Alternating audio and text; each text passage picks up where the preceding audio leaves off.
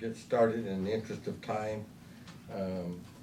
We'll jump over and do like 1.2, and that's invocation guidelines. You know something about that? One of the things we've been working on, and what we've been working on, we met, was it yesterday? Yes. And we have a draft of what we think is going to keep us out of trouble as we go forward with it. These are the things that we're looking at. I don't think we are, I think there's a couple things still up with you and Dennis this way yesterday, right? The main changes, well, it's been reformatted quite a bit, but the main changes are in Are you the there, staff Commissioner? guidance number 2. Okay, hold on. Number 2 Can you hear us? On the back. on the back. Okay. Turn him up, I can't hear him very well. Say something, Commissioner. Hey, guys. There you go. Hello? We started, we skipped over the first item because I understand that was your request to put that on there again. So right Yeah, now, I've got nothing today on that. You're fine, you can go. okay, and so we jumped into invocation guidelines that, we had a small work group on it yesterday, dotting the i's and crossing the t's. And Kelly, you have something to share with that? Right.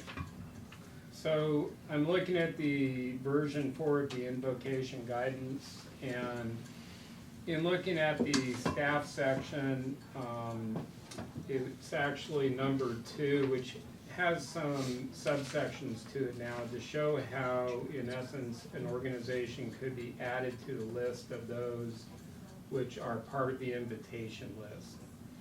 And the idea is to try to set some sort of threshold for being able to clearly identify an organization as being a religious organization that has prayers and entreaties to a higher authority, as well as one which has an established procedure for ordaining a cleric to represent them. So that's the most significant change. Otherwise, like I said, there were some formatting changes here and there, just to make it clearer and easier to read, but those are the main ones. Our intent was to be inclusive, but recognize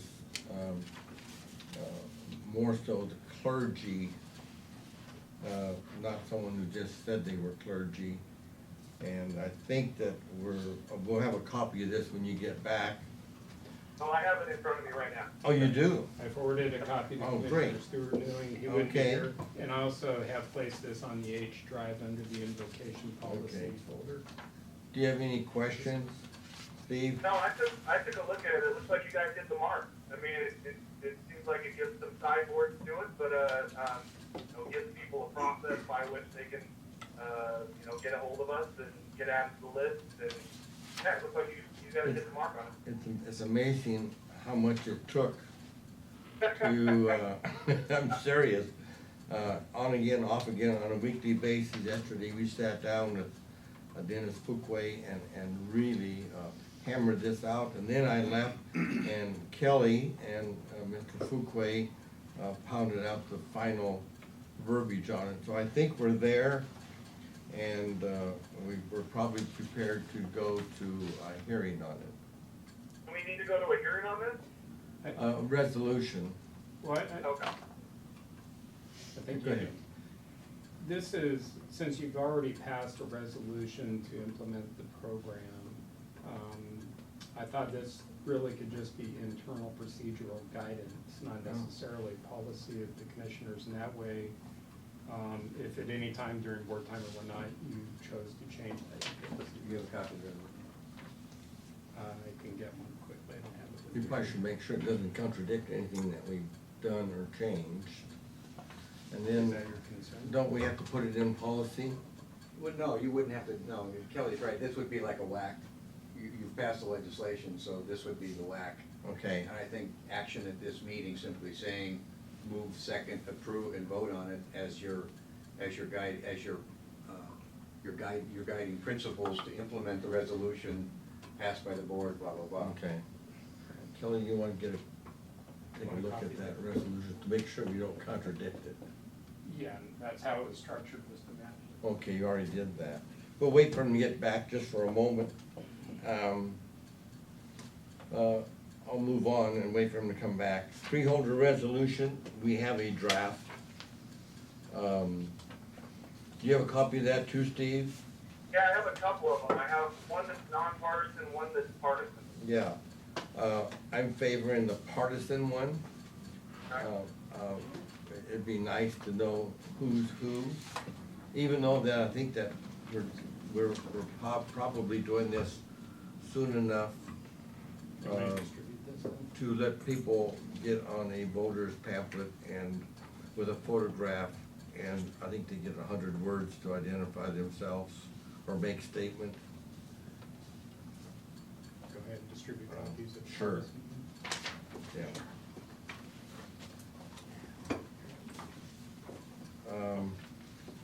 Anything to add to that, Steve? No, it looks like that, I mean, it looks like, a lot of it seems like boilerplate, you know, from what we've seen before. Right. And also part of what you put forward before, so, none of it was surprising. It was like something that looked ready for hearing.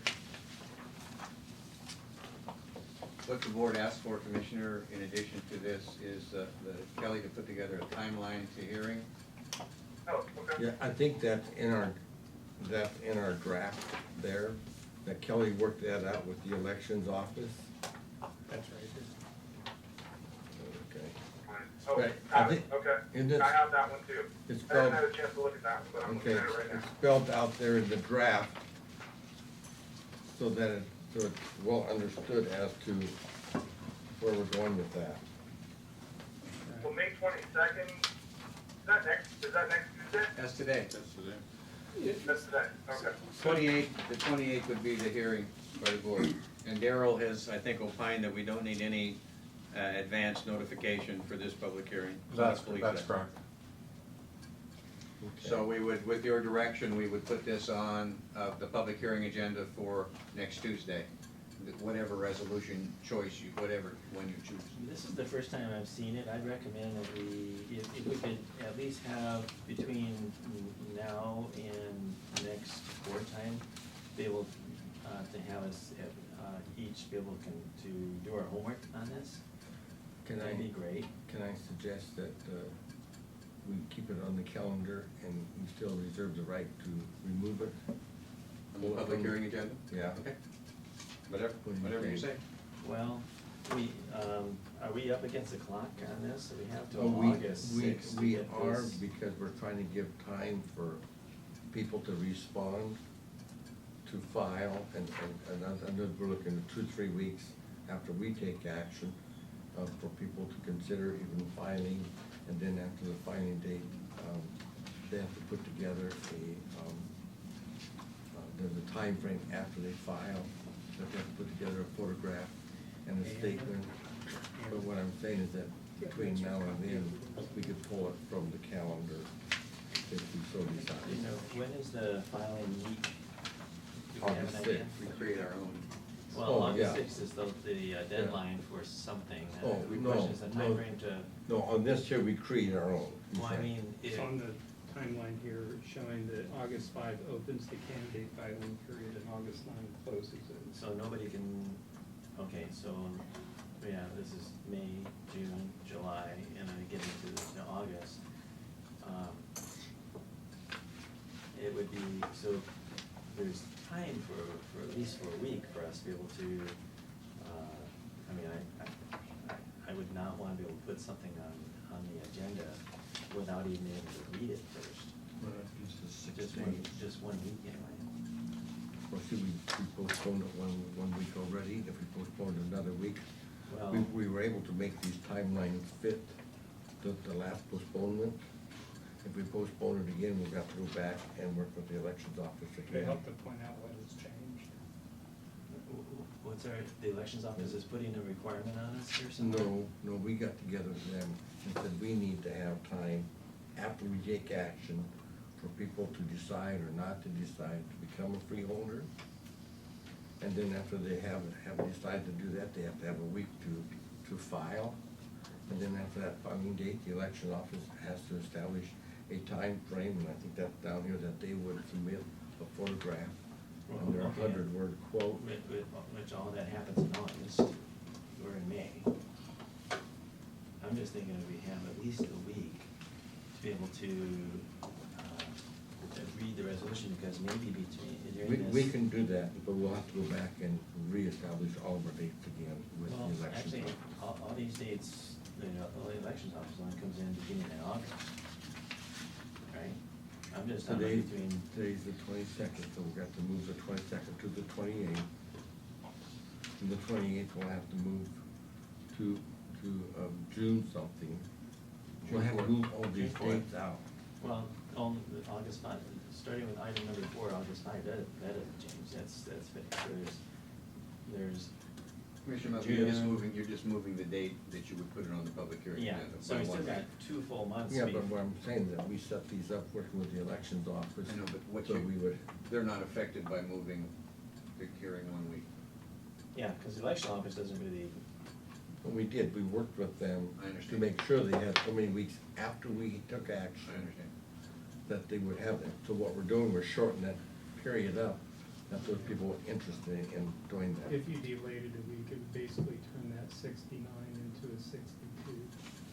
That would be the difference. which is more than 2 months for them, for people to consider to get ready. That's 2 months for a campaign. Well, after they register, then you got a campaign, Yes. right? Because then you got August, And they got September, 2 months for October, a campaign. November for, the campaign actually begins then. I'm just, If you like to have that week, I'll give you a week. thank you. We'll go back and go. Thank you, because I haven't. We will redo it. this. Okay, And Okay. we are, if I may just make, we'll redo the timeline, and then you're favoring the partisan version? Yes. I don't, is there more than one version here? I see P on this one. There's a nonpartisan version. I don't have. You don't have That's all I that, have. because I was putting it together and I I have changed a it copy to a of that if partisan. you'd like one. from a- Commissioner Stewart, did you hear that? Yeah, I heard the discussion, and that it sounds like, am I hearing it correct, that we're gonna come back next week and make a determination? Correct. Right. Bring back board time next week. Okay. Thank you. If I may go back to 1.2, Commissioner, in reading the resolution for the prayer, I believe that there's no need to do anything with the proposed guidelines, Okay. except give them very wide distribution, because this is the implementation guidelines for the Okay. resolution you passed on March 19th. And So- has Be my- legal would be my- seen this? Sir? Has legal seen this? Are they good with it? Bronson has seen it, It's yeah. been provided to Bronson, he hasn't gotten back to me yet about it at all. Okay, so I assume we're gonna hear from him before we actually adopt, right? Can we adopt pending his opinion, I guess? Well, Let's adopt pending his opinion. This has been put off for 6 weeks so far. well, Do you again. need a motion for that, or what do we need to do for it? What we changed from what Bronson had already authorized was and we added the recognition of a clergy. Right.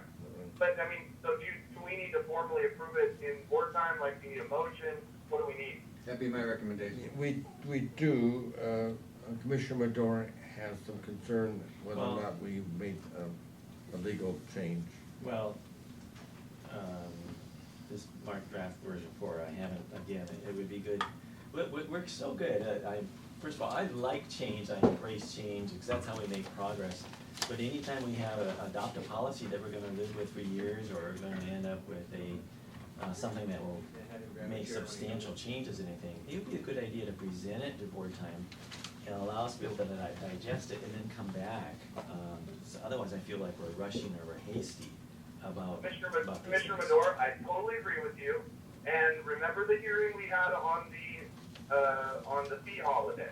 I would ask that you use the same logic for, like, if you've got something like that you wanna bring, you know, and you have an idea for a policy, if you could do the same thing for us, that would prevent us being surprised either during a hearing or at a board time off, so I'd love it, I very much appreciate it. Under what we're looking at here, we're looking at policy, and we could change policy next week if there's a problem. I would like to adopt this with the attempt of putting it to bed, assuming that we have the blessing of our legal counsel and there's no problem. If there's a problem, we'll bring it back and address it. But if there's no problem, we will have it done. Does that work? Works for me. So where is that again? In other words, you want to adopt We'll it this go ahead week? and adopt it today pending acceptance by our legal staff. If there's no problem, we consider it done. If there's a problem, we'll bring it back next week and fix the problem. In other The words- changes in other words, this is flexible enough where you can say, well, this is what we're gonna go with for now, and we can Yeah. refine it as we go. Okay, I'm good That's with my that. understanding. Okay, does that work for everybody then? Yeah, absolutely. Okay, wanna make a motion then? Do you want me to make it, Sure. Mr. Chair? Sure. Okay, I would move that we adopt invocation guidance version 4 pending, legal, pending our legal opinion coming back that it is, that legal. And just to refine that a little bit, to add to your motion, if it's okay with you, that we still leave the door open for refinements next week or as we gain insight.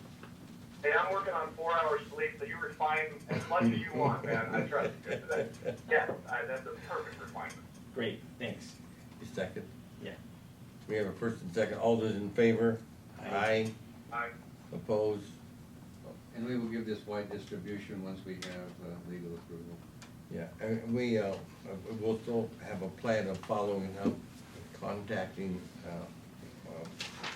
everybody that is concerned and wants to participate, right? And we'll be on the web too. Okay.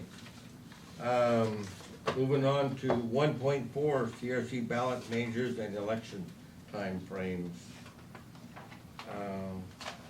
David, is that yours or whose is that? We just kept it on from last week as instructed. It's mine. I don't have any updates. Do we have timeframes and all that, kinda like we did for the, home rule? One of the things I think that we had a big discussion about, which I left at 8:30 last night. I'm not sure if you guys stayed for the rest of it, but, there's a whole bunch of time frames, considerations, and I And Lori think, Volkman's, oh, we have something from Lori Volkman. she had handed out 2 weeks ago for us to look at. You want me to make copies? Yes, please. Is that the final verbiage? What is that? Those are the timeframes, Commissioner. Oh, okay. Whether you were going with primary or Well- general. General, of course. I think we're looking at the general. Looking at general now. I think we've missed the primary Yes. time frame. And so, I don't know if we want to go ahead and plan to put this on or wait like we talked about at C-Tran last night. There's a whole bunch of unanswered questions. So my question to staff is, can we move forward with, deciding what verbiage that we want to put on there and move forward so that we know what we're gonna do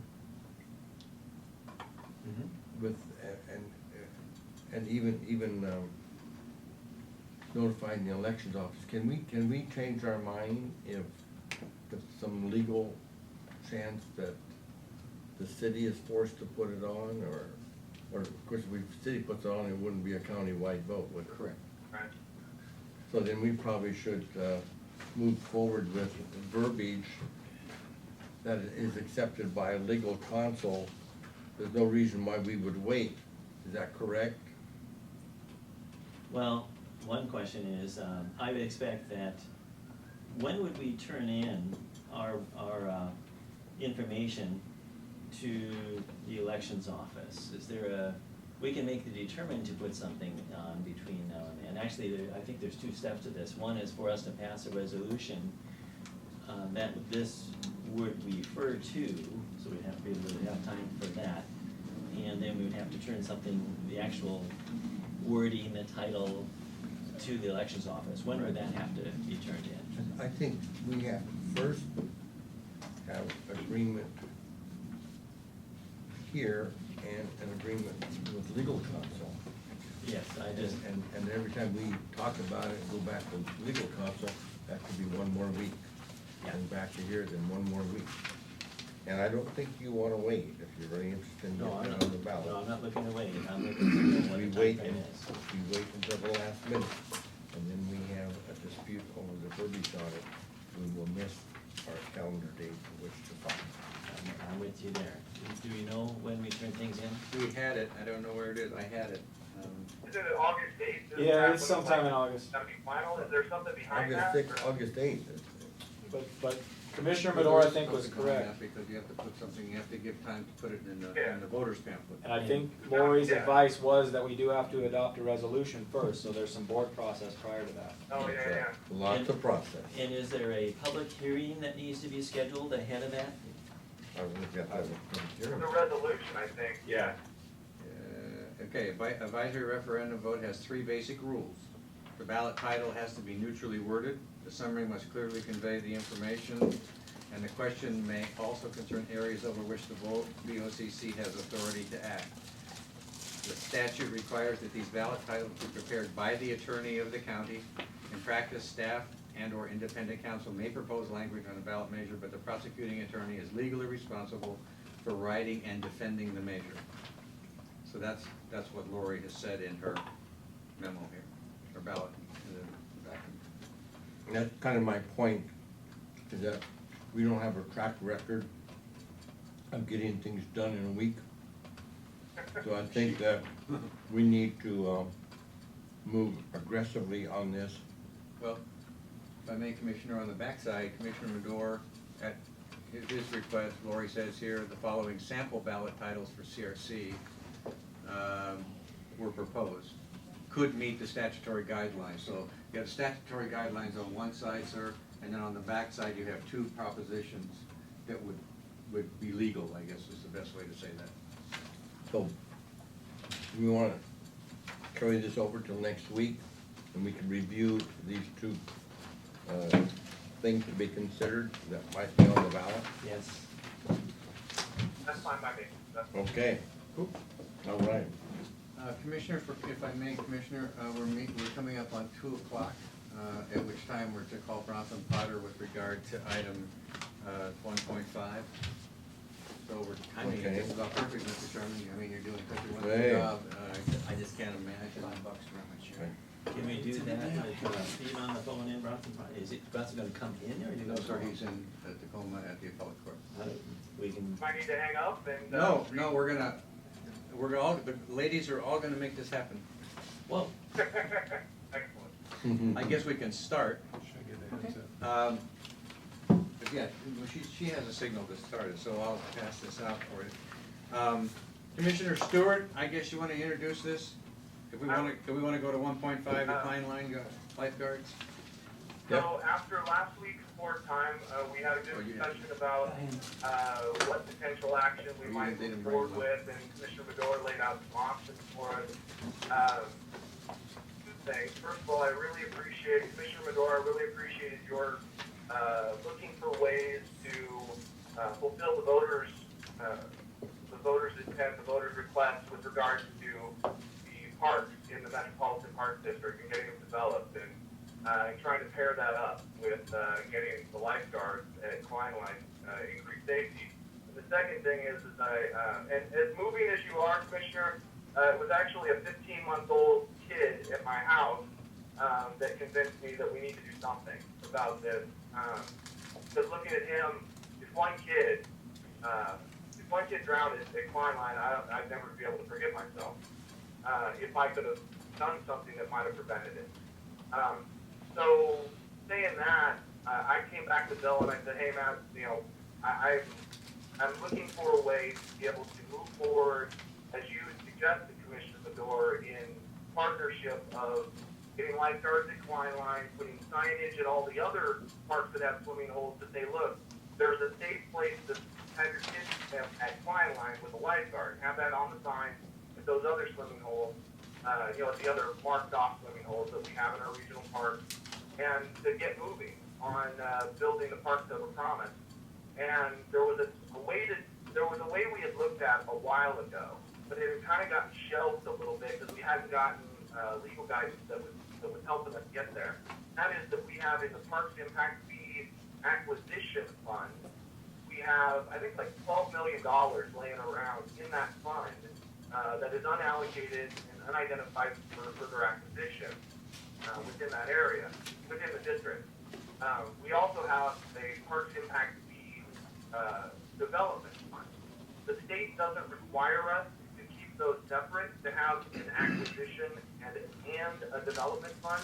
It allows us to move them where the money is best spent for the citizens.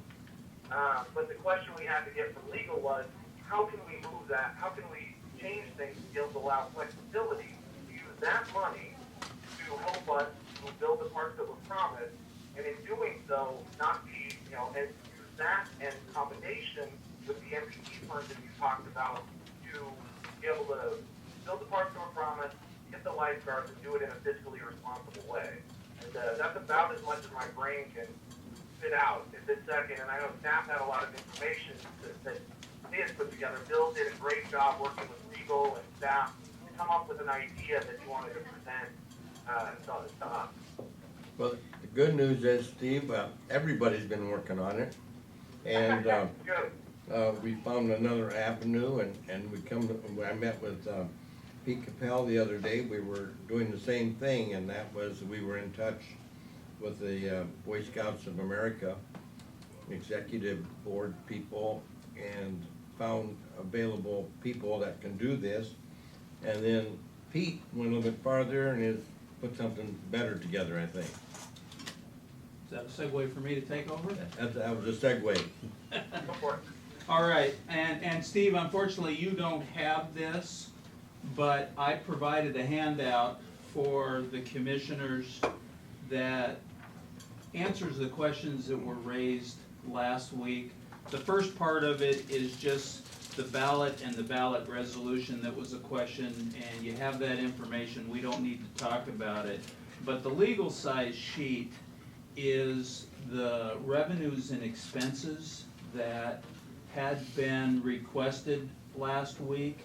And the important thing there that I want to illustrate is, The MP. yes, it's the Greater Clark Parks District levy money, and that the assessor's office has indicated that fortunately the total assessed values have increased based on their most recent assessment, and the forecast is promising, so that it's anticipated that the Greater Clark Parks District levy would be restored in, it will significantly increase and would not have the pro-rationing in 14, and in subsequent years, it could be fully restored to the amount. And last week, one of the points I was arguing is that I didn't know that, and with the drastic cut in the levy that occurred in 13, I was very concerned about spending any of the reserve funds in that levy amount. And so what this forecast shows you is that, our fund balance is currently at about $5.5 million, but it's projected to grow to almost $8 million.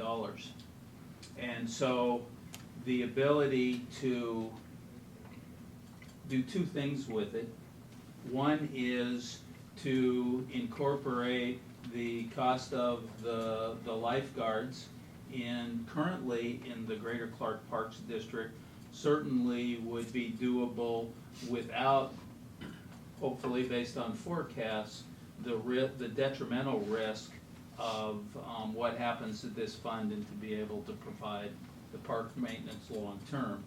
And then building on what Commissioner Stewart said, we have those reserve funds, and what the plan was, and I don't know if Bronson will join us, but what we've looked at is then changing the park impact fee ordinance, moving forward, having a combined park impact fee for acquisition and development into one fund.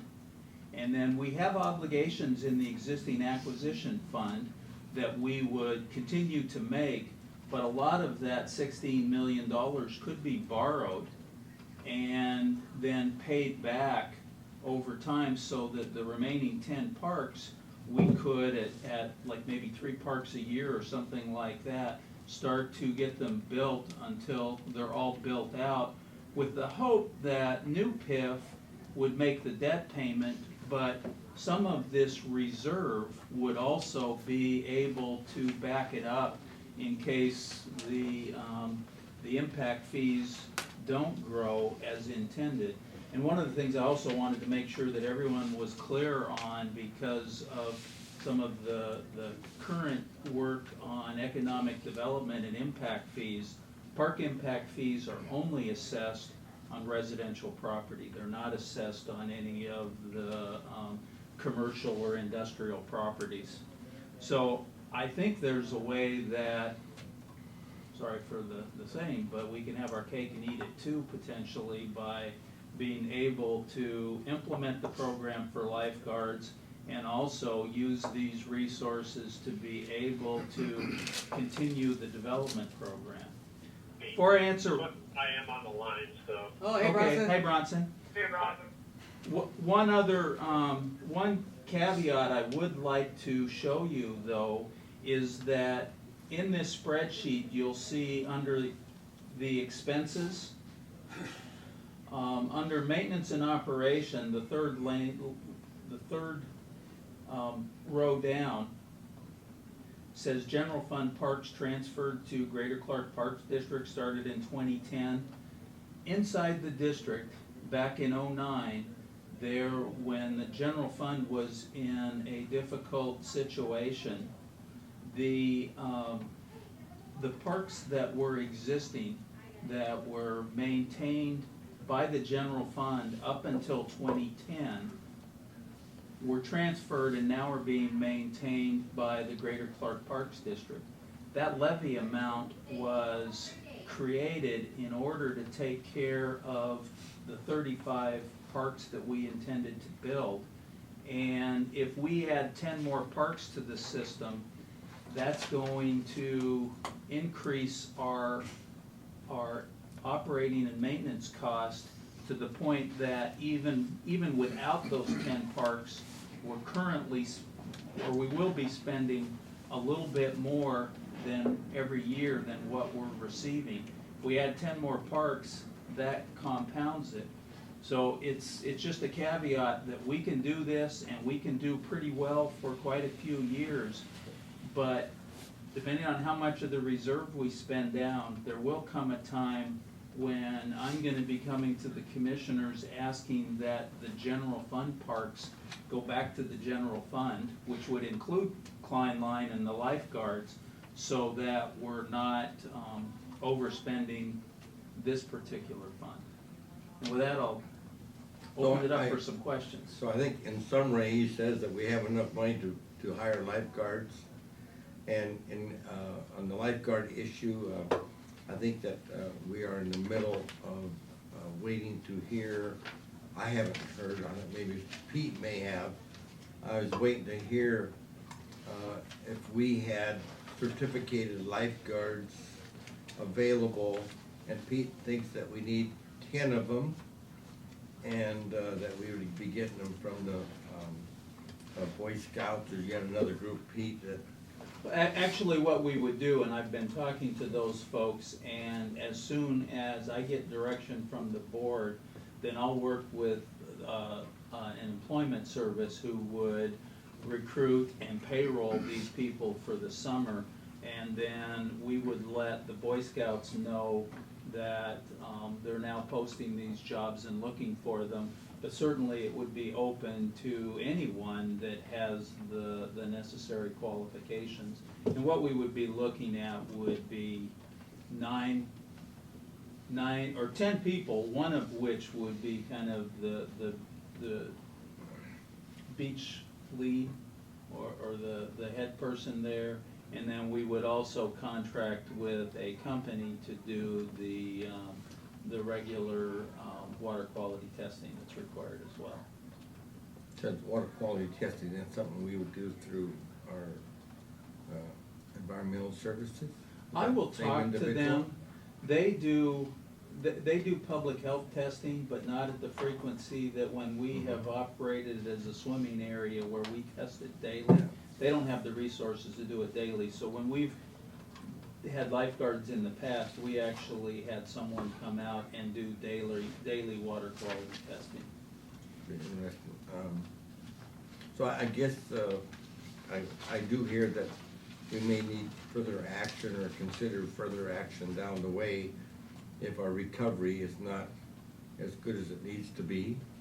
Actually, even if the recovery is at the full extent, just because of the caps, once we're fully built out, and we still have reserves, yeah. we can continue to do, because if you see on that sheet, Peter, you're talking farther down the road?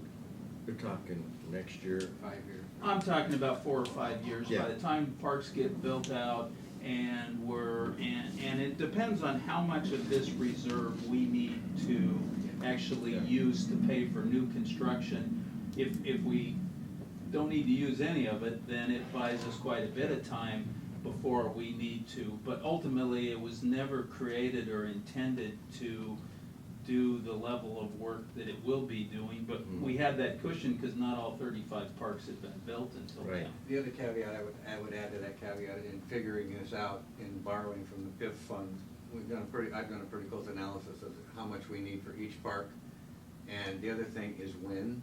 So you combine that with a phased construction, because I know Commissioner Medor made a comment about that last week, and we have done this where we batch these neighborhood parks because Right.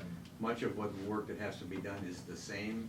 So we get a lot of economy of scale from a bidder who will bid, give us a cheaper price for 4 parks, and he gets to construct 4 parks as opposed to 1.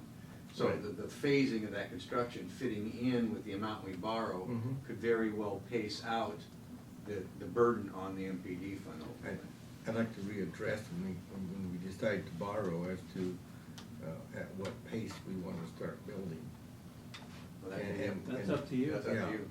I mean, For I right- think for with right the now. resources we have, we could probably build at a Yeah. fairly aggressive I'd pace. like to kind of People are looking for work. go They're back looking for and work. look at that individually at another date, but for right now, I'd like to give direction that we move ahead with the placing of the lifeguards at Klein Light. And one thing Pete shared with me is that we need more than just 1 lifeguard on duty at the time, 2 or 3, is that correct, at a time? No, with the area that we have, and on a 90+ degree summer day, we'll have excess of 300 people out there swimming, and it's kind of desirable that we have 1 lifeguard per like 30 people to really be able to Wow. give people breaks That's and why to the provide the level of attention. So weekdays, days like today, we probably won't have anybody out there, but on those days, we would probably wanna bring everybody in. Yeah, and that's something that the coordinator you talked about Yeah. would set up that schedule as by need. I'm surprised that we don't have a safety limit, much like we do in meeting rooms, as the maximum amount of people allowed in the park at a time, because then when you start stuffing them in there and stepping on people, I think you're creating a hazardous condition.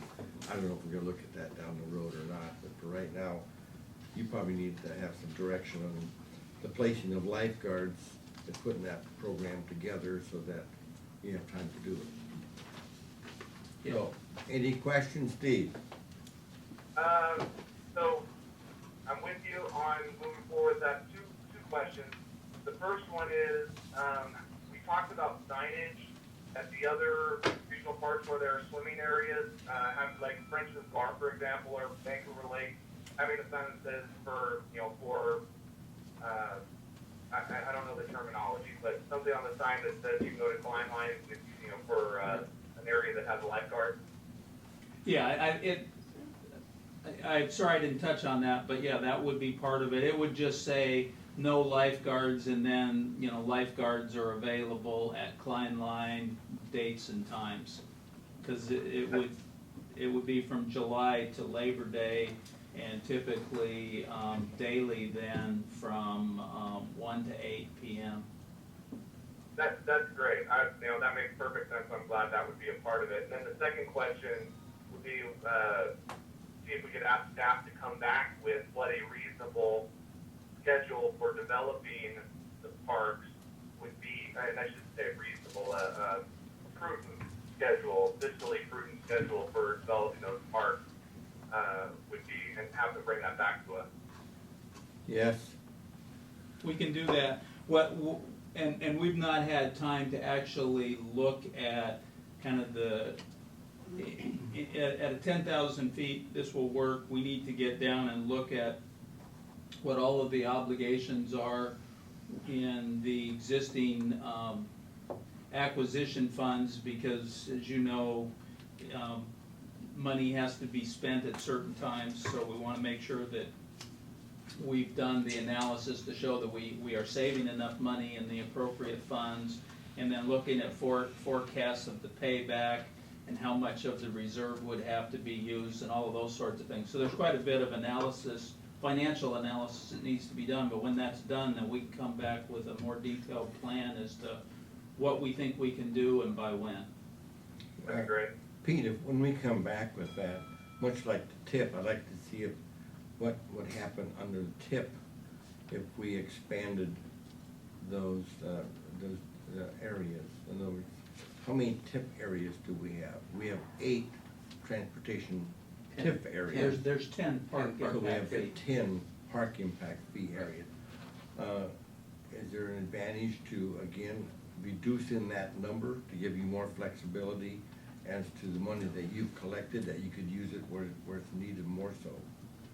Well, I don't have an answer to that, but part of the Parks Comp Plan update is gonna be looking at that. Okay. And the other half is on the telephone there. Bronson, you wanna weigh in on this? First of all, there's a number of those park impact fee areas that are completely within the city. Yes. So I don't recall off the top of my head the number that are totally in the county, totally in the city, and then there's some that are a mix of the two. That's absolutely right.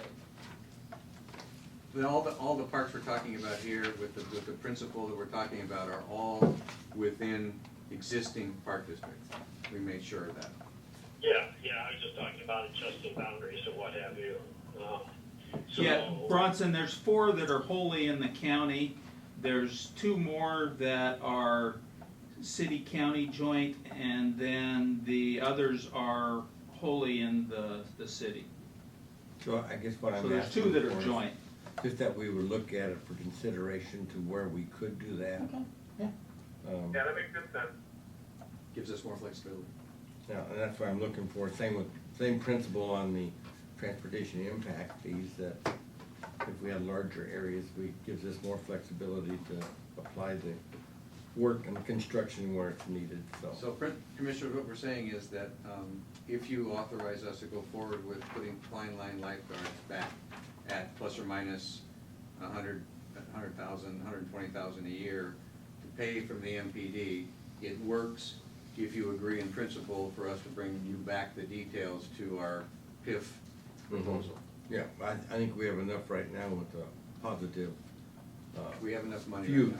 future that we need to still come back and address it again. Absolutely.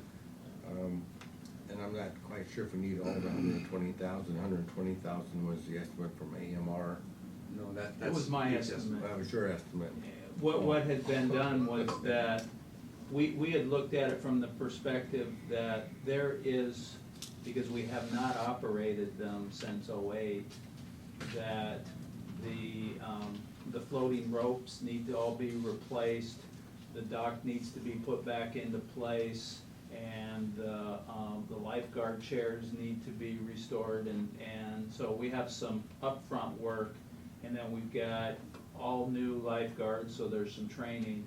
So it was anticipated that the first year restart was gonna be more expensive than subsequent years, because we won't have to redo all the stuff. Okay. Gentlemen, I'm gonna get back on the road if there's not any legal questions. I have none. Steve? Nope. Okay. Thanks, Bronson. Good day. Okay, so we're gonna move forward with the lifeguards at Klein Lane Park. Okay, anything else on that before we move on? Yes. I'm assuming that this would be a Clark County venture directly, and it would not be in any way tied into the city of Vancouver, is that right? Correct. That's what we're And doing, yes. have nothing to do with the interlocal agreement? Okay, how many lifeguards have we had in the past at Limelight? 11. And 11 total people to draw from? Yes. Okay, and the number of lifeguards on at a time, do we have that? Are we matching what we did then? Did that work well? Because it really had a lot of flexibility depending upon the conditions, although, you know, we can look at longer range forecast and kind of predict what we're gonna need so that the staff can plan accordingly. But on a hot weekend day, we wanna have everybody there. On a cold or rainy day, we don't need as many people, and during the week, we don't need as many people, except maybe after 5. So they actually try and optimize the resources depending upon the conditions at the time. Well, I think we have more cold and rainy days than we have sunny days, so. Well, I was afraid We today that our should have a lot of sun was reserve. How many lifeguard chairs are there? I don't have an answer to that. We don't necessarily have chairs for everybody because some of them are walking around, but the chairs are all strategically located in the various swimming areas. And that's gonna be something that you're gonna put together as a group. Yeah, we'll work That's out all gonna the set up a details. schedule and they're gonna be pretty much on a call-out basis or on call, Yeah. depending upon the weather and whatnot. Yeah, I mean, we wanna make sure they've mostly been, you know, like, students, college students and so forth, and, you know, they wanna get some income for going back to school, so we kinda, you know, they need to have some level of hours, but we just don't wanna waste it unless we, you know, really have a strong need at certain times.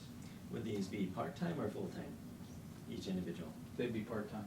Okay, so we're not looking at any overtime for this, right? No. Okay, so didn't we have lifeguards for like 20 years before we finally stopped them in 2009? I can only. Many years anyway. Many years, the entire, yeah, Long yeah. time. The 12 years I was here before they were removed, they've been there. And so what I'm wondering about is if that worked very well back then, are we pretty much going back to that model, just continuing what wasn't broken, working really well, or are we kind of treating this as a new project? Well, I think to the extent it's going to be a county model instead of a city model that was before, yes, they're basically the same demanding requirements for breaks and so on, with the lifeguard chairs, the docks and so on, also with the lifeguard, with the life vest program we have, which will also be part of it, and the, what is it called, the water play area? Yeah. Yeah, Also has water to be- feature. Also has to be managed as well. So the answer to your question is yes, but in a county proposal, not in a city. I see it as something like a pilot project as we move forward to see how it's gonna work out, and see if we're gonna be able to continue to afford it. But to answer your question, it will closely emulate what we've done in the past, but because it's new people and it hasn't been done for a number of years, there's gonna be some learning curve getting started. So are there any managers or supervisors or involved in, that we have to hire for this, or is this basically we're hiring lifeguards? We will, this will roll up under Bill Bierke, our our parks maintenance supervisor. He's already got a full plate, but he's willing to take that on. But within the temporary employees, we will end up with a lead person who is going to be responsible for the day-to-day oversight of the other lifeguards and certainly doing a lot of that scheduling work and so forth. Okay, great. And you think the total cost for this, for the season would be about $100 and some thousand? My estimate was 120, and I think we can still do that. All out of the MPE funds? Yes. Okay, great. When it comes to the testing that you're speaking of, is that something that you need a specialized, lab-trained kind of a person? Or is this something that, once a person, let's say, some of these lifeguards can be trained and they be equipped so that they're gonna be there every day, they might as well just run the simple test? Which category does it fall into? I don't have an answer for you. That's one of those things. I was going to compare the cost of purchasing the equipment and training somebody to do it ourselves versus just hiring one of the pool type companies to come in on a daily basis for, I think we still have to pay for the testing, we don't have the ability to test, I don't think. I think we have some small testing, Yeah. abilities I know with the lifeguards DES. at the lifeguards at the private clubs, they are trained to test. Well, I That's know, for a but there's a pool. proper It's way. pool water, There's pool water. There's still a is way to different. do that, and the thing is Yeah, I that, used to do that when I was. yeah, at- you buy kits with specific jars, the way to collect it, and you can take it down, and I think around $35 to $50 if you use this ADDIE program, I think it is. But So open there's- water, yeah. open water's different because they're Right. really looking at like the chlorine or disinfectant residual in the water, not necessarily the other things, so. And we don't have any in Separate there. the mud out from. We ain't got no chlorine either. The fish Yeah. don't like it. Yeah. Okay, so it sounds like you're already on that, you're gonna find the most practical way to get Yes. that done. And, is there somebody that would advise you on that, like the health department or? Yes, Okay, we so work, you we've got got it. resources. Great, okay, well, at least for the lifeguard, portion of that action moving forward, it sounds like we're all on the same page, absolutely, green light, right? Absolutely. Steve, you there, got a third vote there? Yeah, absolutely. Terrific, okay. Okay. Question is, so I guess timing wise, it would be, as soon as I would think we would have lifeguards there as soon as we get some real hot weather, people would be in there swimming, right? July 1. Train, Historically- recruit, Sometime Oh, around yeah. mid-September? new rope. Historically, and I think that, we're nearly into June, but my goal would be to do what we've done historically is to start lifeguarding July 1 and go through Labor Day. Okay, just wanna make sure that, we have, if we get early summer, that, we have the bases covered, we'll just be ahead of it. When we're ready. and we Yeah, can. when we're ready, yeah, great. But Okay. historically, that's all we've ever done is July 1 to Labor Day. Okay, which is probably a good, probably works well, but It's still a we little just. cool in June for swimming in open water. Yeah, okay, all right, well, that's experience talking, that's good enough for me. Okay, when it comes to the building of the parks, that being a separate issue, I would think that the way to, move forward on that would be for us to be able to, do some homework and look at all the different possibilities of what could be built, what was started in the way of That's design. what I'd like to bring to you. Yes, We'd like to bring to you the building program coinciding with the borrowing from the PIF funds to pay for them. yes, And where they are, what district, whether they're neighborhood or, et cetera.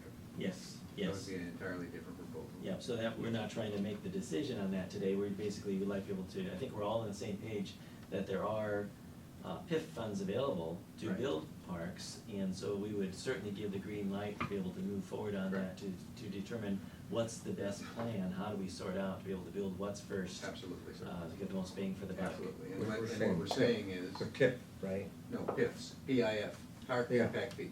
What we're Okay. saying is the ability to pay for the lifeguards from the MPD is contingent upon the principles of what we told you, borrowing from the PIF funds to be able to start building the parks, to sustain that over time. I got part of that, The ability for us to take the money from MPD to pay for the lifeguards is contingent upon the concept that we brought forth to you about borrowing from the acquisition fund of the PIFs to start paying for park construction. That offsets money from the MPD that supports paying for the lifeguard at plus or minus $120,000 a year on an ongoing basis. well, I would like to. Let's come back and discuss that, because we're talking something, parks later on coming forward. Well, you just used the word contingent.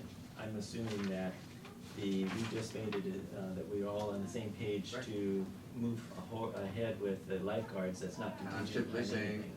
to sustain that, we want you to seriously consider our proposal we'll be bringing forth about borrowing from the fifth one. And that's Which coming is- If you back. say no, That's coming back on the then whole we'll have to package, live with it. separate from what we're talking about. Right, that's a separate thing, and certainly, I think we both are on, and we're all on the same wavelength, and that is Mhm. that full speed ahead, no reservations, no contingencies on the lifeguard, Okay. and lifeguards, and we're all on the same page that we'd like to be able to move forward on building parks, and so we'll be Next- gathering next information, meeting. know how best to do And that. I'm just giving you the connectivity there, because ultimately it will fall in the general fund if we're not able to sustain. And we'll talk back about the connectivity in the next meeting. And you know about I'm a parks, guardian the of park the general building.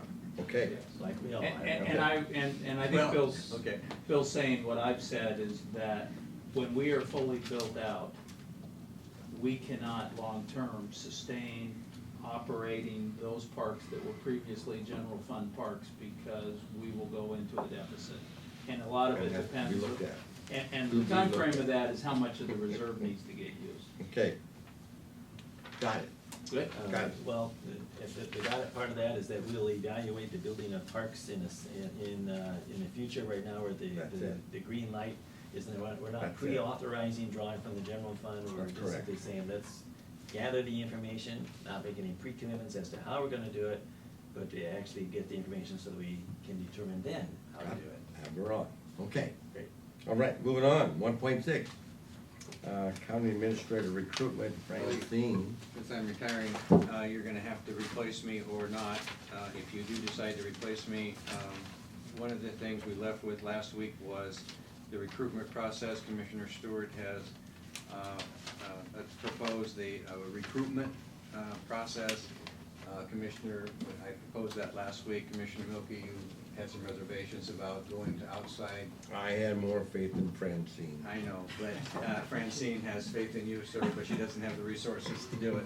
And there's a reason for that. So Francine is here today to explain that to you, why an outside recruiting process is recommended. And a caveat, if you disagree with that, then an alternative approach that you might consider. Francine? Thank you. So Bill went right to the punchline, and I guess considering this position in particular, my recommendation would be that we Hey, do. Francine, sorry, can you put the phone a little closer to you? I'm having a real hard time hearing Let you. me switch places with Thank Francine. you. We can, and I don't understand. Musical So chair. my recommendation would be, due to the nature of this position and the type of search that we may want to undertake, is that we do utilize the services of an executive search firm that deals with and has experience in recruiting for positions at this level. We do not in-house have the expertise that an executive search firm would have in terms of knowing the markets, having the contacts in the field, and being able to assess and vet those individuals. But an executive search firm who works particularly with experience in the public sector would have the contacts, they would have the network, they have the expertise in doing the outreach and the communication about what we're looking for. They can also, in addition to the expertise for the external search, they also have very good experience working with boards and understanding what your interests are, how you'd like to proceed, and putting together a plan that meets your interests and getting consensus about how to move forward. So that's not a field we have in-house expertise to do, but there are contractors and specialists who have that. The just so you know, fees for that type of work would run in the range of about $20,000 for a full recruitment process, and that would be meeting with you, getting your input, putting together a recruiting plan, vetting those candidates, recommending who should come back in for interviews, running those interview processes with a broad range or small range of stakeholders at your wish. And then doing reference checks and helping you with your final decision. So, I haven't contacted any of the possible vendors yet. I was looking for some direction from the board, And this is just a reminder, Camas City Manager used such a service for their, you approved RCC, or some of you approved RCC Some of them, to go yeah. forward. I with had same for that thing, using too. that same kind of process. I like utilizing the resources that we have today, and I see the process the same. The one thing that Bill shared with me is that maybe an outside source already has a pool of people interested, or a pool of people in that field. And also the numbers that we were given were more in the $30,000 range, and And I believe the extra cost there, Commissioner, were Yeah. expenses you'd incur anyway, so that'd be Yeah. your advertising or travel Probably expenses half and of all that, that. So we yeah. would, in addition to the recruiting Mhm. consultant, there would be in the range of around Yeah. $10,000. But I still come additional back to fees. the same thing. I believe we have talented people in our reach. And one of the other things that we talked about in the past, that when you go out to look for hiring individuals, that we look locally first, region second, and then nationwide. And that's the way I would like to have this conducted also, because we have an unemployment problem in Clark County. And if we have such talented person here, I would give them preference, provided they were qualified for the job and had the experience that we were expecting. Commissioner? So, yes. When they talk about having a pool of folks out there that they Mhm. can draw on, something Francine reminded me of, and I had forgotten this. They're not talking about people who are out there looking around for county administrator jobs. We wanna find the people who are in county administrator jobs and are happy with them, that we can literally recruit. We don't want the ones that are looking for work, we want the ones that have work. Yeah. And even if it's a local search, that's more doable for just Francine, but if you're talking about anything beyond that, well, that's She did that. She's done regional and nationwide search on other issues. not for county administrators. Not for county administrators. but I mean, other these people things are she so has. different. We They did have grow and different- stretch, and we do the director level for some positions, we've done that. And that was something that we hadn't done before in the past, those had been done by a search firm. But I think we do, with the contacts and the media, social media and other networks that are out there, we were able to have a broad reaching recruitment.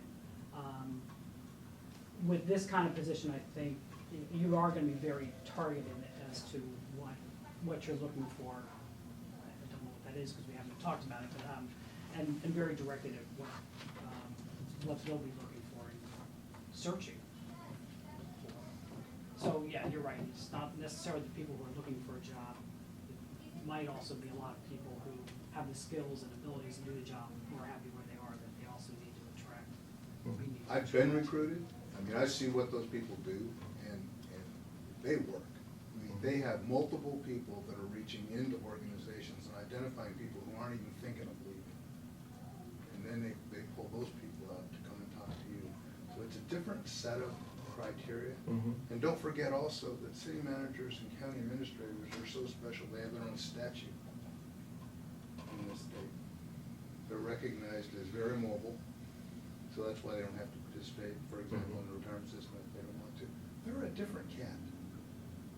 You might cut her a little slack on that one. It's a hard job. It's a hard job, and if you wanna do that broad, really good See, search. I don't know if we have to go that broad. Well, Francine, what would you Well, think, I what would you wanna- do if he just said local? Well, I'd want to know what I- qualifications and skills you're looking for before. That was my determining conversation that. with Bill earlier today, is that I'm counting on him to come back. We've been wondering what he's been doing for a long time, so. Hiding under my desk. Yeah, so I guess the compromise would be to have you put some feelers out there locally first, and maybe another step further before we just jump into doing it. I don't think there's a criteria or a timeline or a rush to do this. And I told Bill today, I feel a little funny looking for his replacement when he's still here.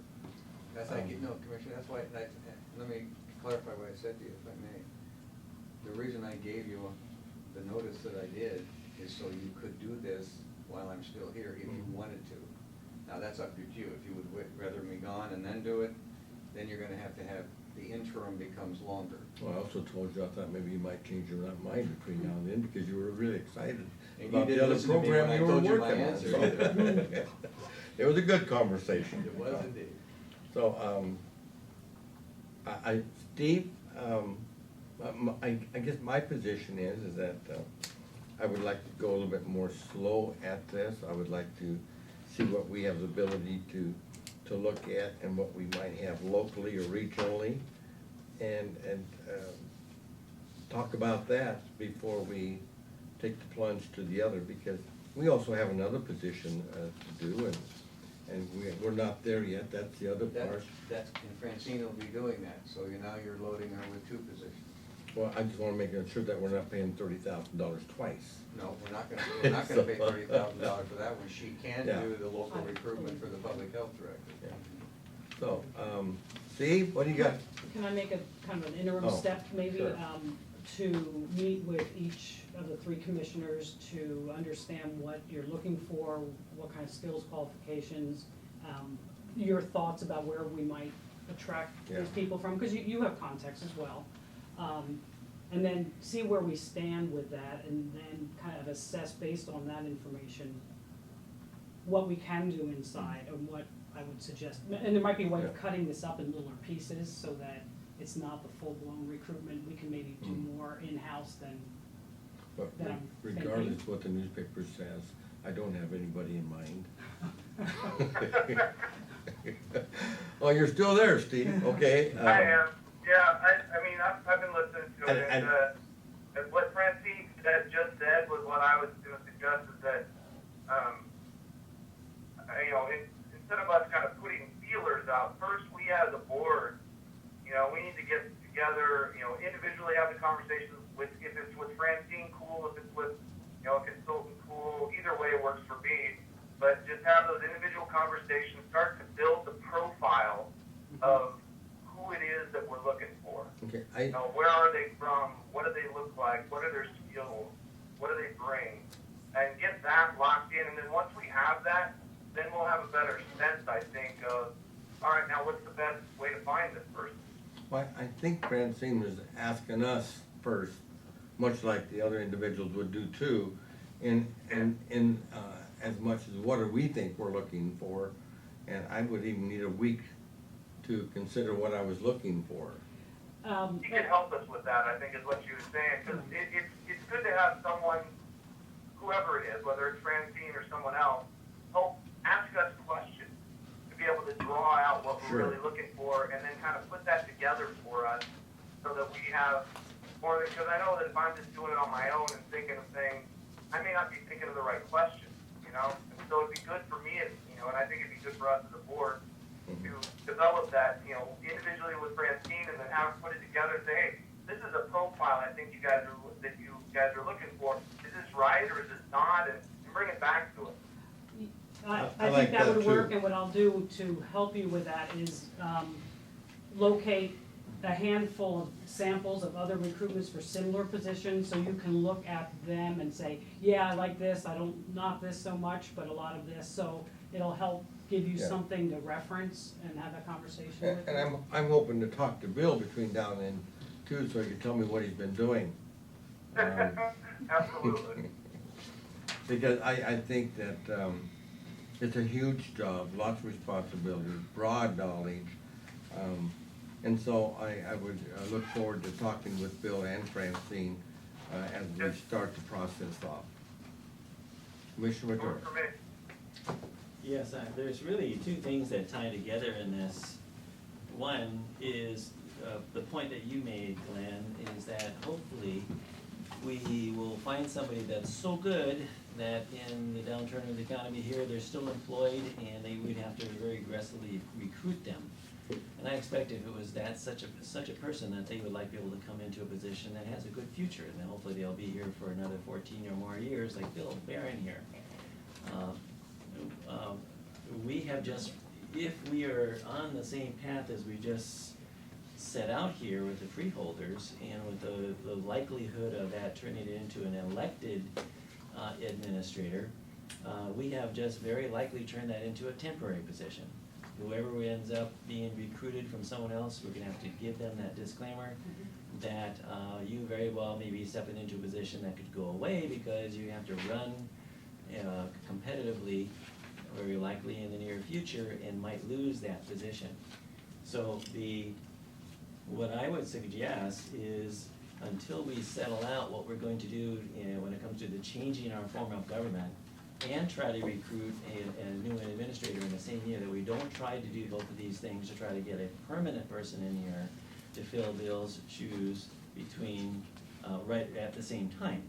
So, what I would suggest instead is, until we sort this out, that we look within somebody that has been here for many years, who is, who knows our team, who can bring stability, especially if we end up changing our form of government here through a charter county, that we would consider that first. That would give us continuity, it would give us certainty through this transition, which is already gonna be a pretty big transition for the whole team. It would allow us to be able to have somebody, well, just, that morale for the team here, I think would be much more healthy if we can bring someone in, find somebody from within who has been here for many years, who's already well respected, who's already well known, who already knows our team, and is with the understanding that they will likely have to face a competitive process, that they might not be able to stay in that position. And if they do, if that is the case, that if they're an internal person, I expect that if we would trust them to the degree that we would want them to be the key person in the county, that we wouldn't just put them in that position and then say, well, I guess you lost that position, sorry, you had to leave us. Instead, that would come with a proviso, an agreement with them, that if somehow you lose that election, then you can, your position where you were promoted from, you can revert back to that. That way we don't lose one of our key people. We give them so there's a lot of advantages that come with that. At least, in other words, to promote from within, someone that the team is well respected already, who's been here for many years, and let them serve as an interim administrator until we settle out what's gonna happen, if we know this is gonna be a permanent position, or whether or not,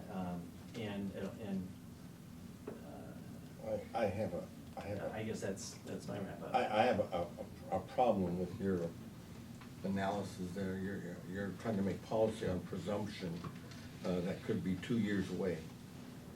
And to go out and recruit somebody and look for a qualified person and tell them you might not be here for more than 6 months or 1 year, it isn't gonna get you a very good person. So I don't like the presumption that we're gonna have a change in government. That's a big stretch, and if you go there, I think all of us here recognize the critical being, or a fear that a charter county would have an elected official. I don't think we'd have the quality of person to be the person who's best at politics or run the campaign. That's not what we're looking for, and that's the fear, and that's what if it ever come that far away that you would probably discourage that from happening. We recognize that that's not good policy and not something we want. More so, you don't go out and look for someone to fill the position on a presumption of something that we don't know anything about, and could be as much as 2 years away. So one thing I might just clarify how it usually works. I think what you're referring to is the idea of electing a county executive, is that correct? The freeholders came up and said, If yeah, they- yeah. yeah.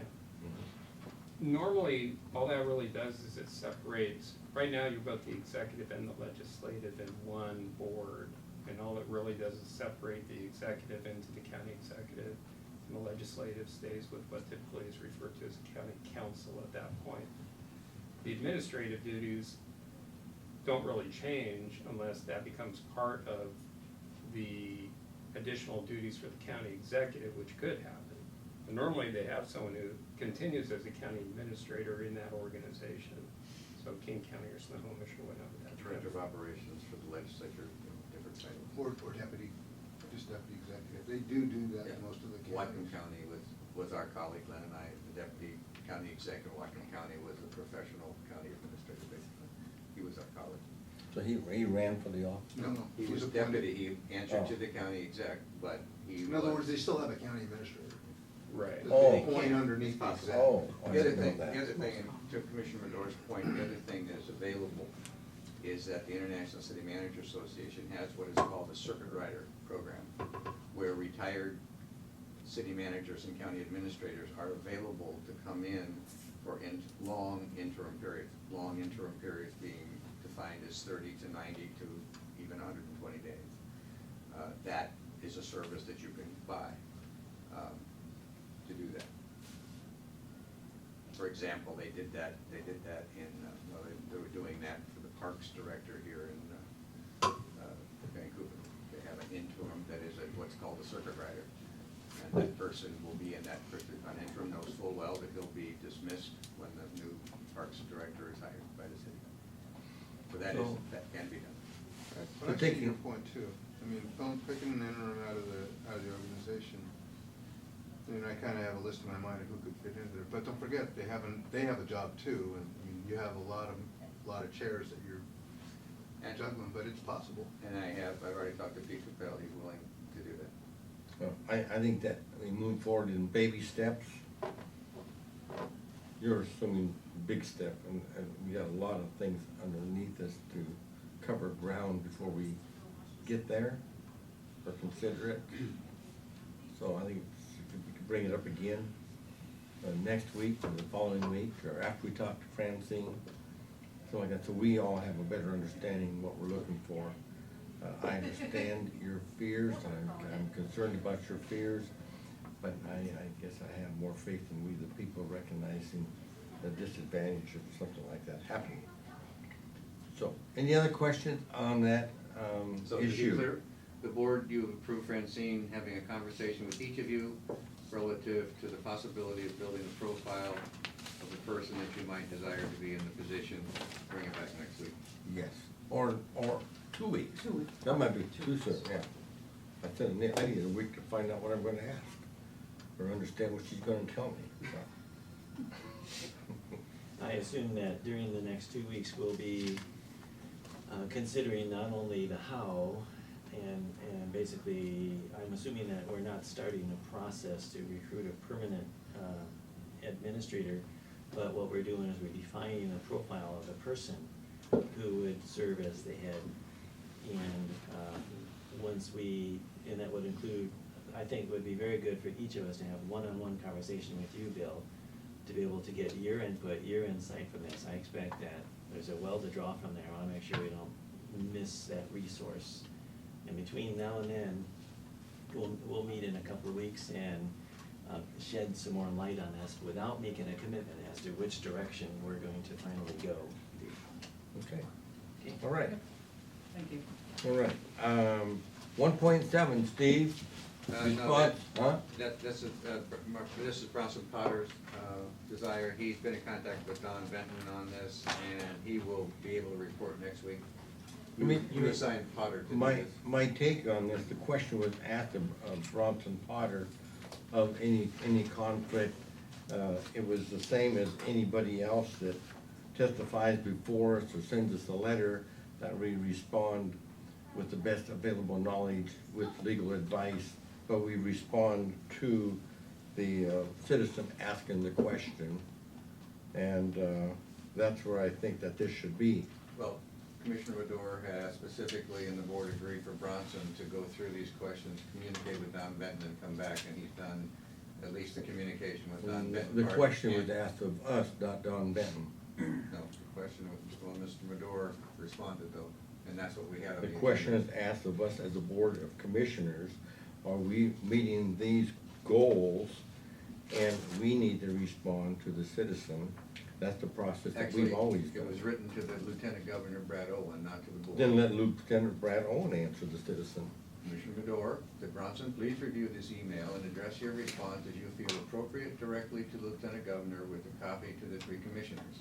And I'm following up, you Okay, saying so Bronson my hasn't done his question- work yet, he's caught. So my question is, has the Lieutenant Governor responded to you so you can respond to the citizen? Mr. Potter has talked to the counsel for the Senate, he's talked to Mr. Benton, and he will be back to you with his response as directed by Commissioner Medor next week. And that response should be directed in from you, if you're responding to this, to that citizen's question, that you respond back with that answer to the citizen. Bill, you're Mhm. referring to an email that predated I'm sorry. our board time last week. No, it was pursuant to board time last week. I brought it to board time So last what's the week. date on that email? 120, what did I just have it? Emailed May 13th, Okay, and this is the 23rd, and we came to board time last week on the 15th. so that was before the board time meeting. Because we did address this during the board time last week, and I think we were all on the same page that, The board gave direction on the 15th to go ahead, for him to go ahead with it. For Bronson, I'd like the board's direction to do this. May this be discussed at board time tomorrow? Yes, it was that discussed was at for board time. Bronson, the Bronson. I brought it to board time last week. Absolutely. We request legal opinion from Bronson to come back to us, the board, or to the individual commissioner who's gonna respond to the person who asked the question. The original question came from a citizen of Clark County.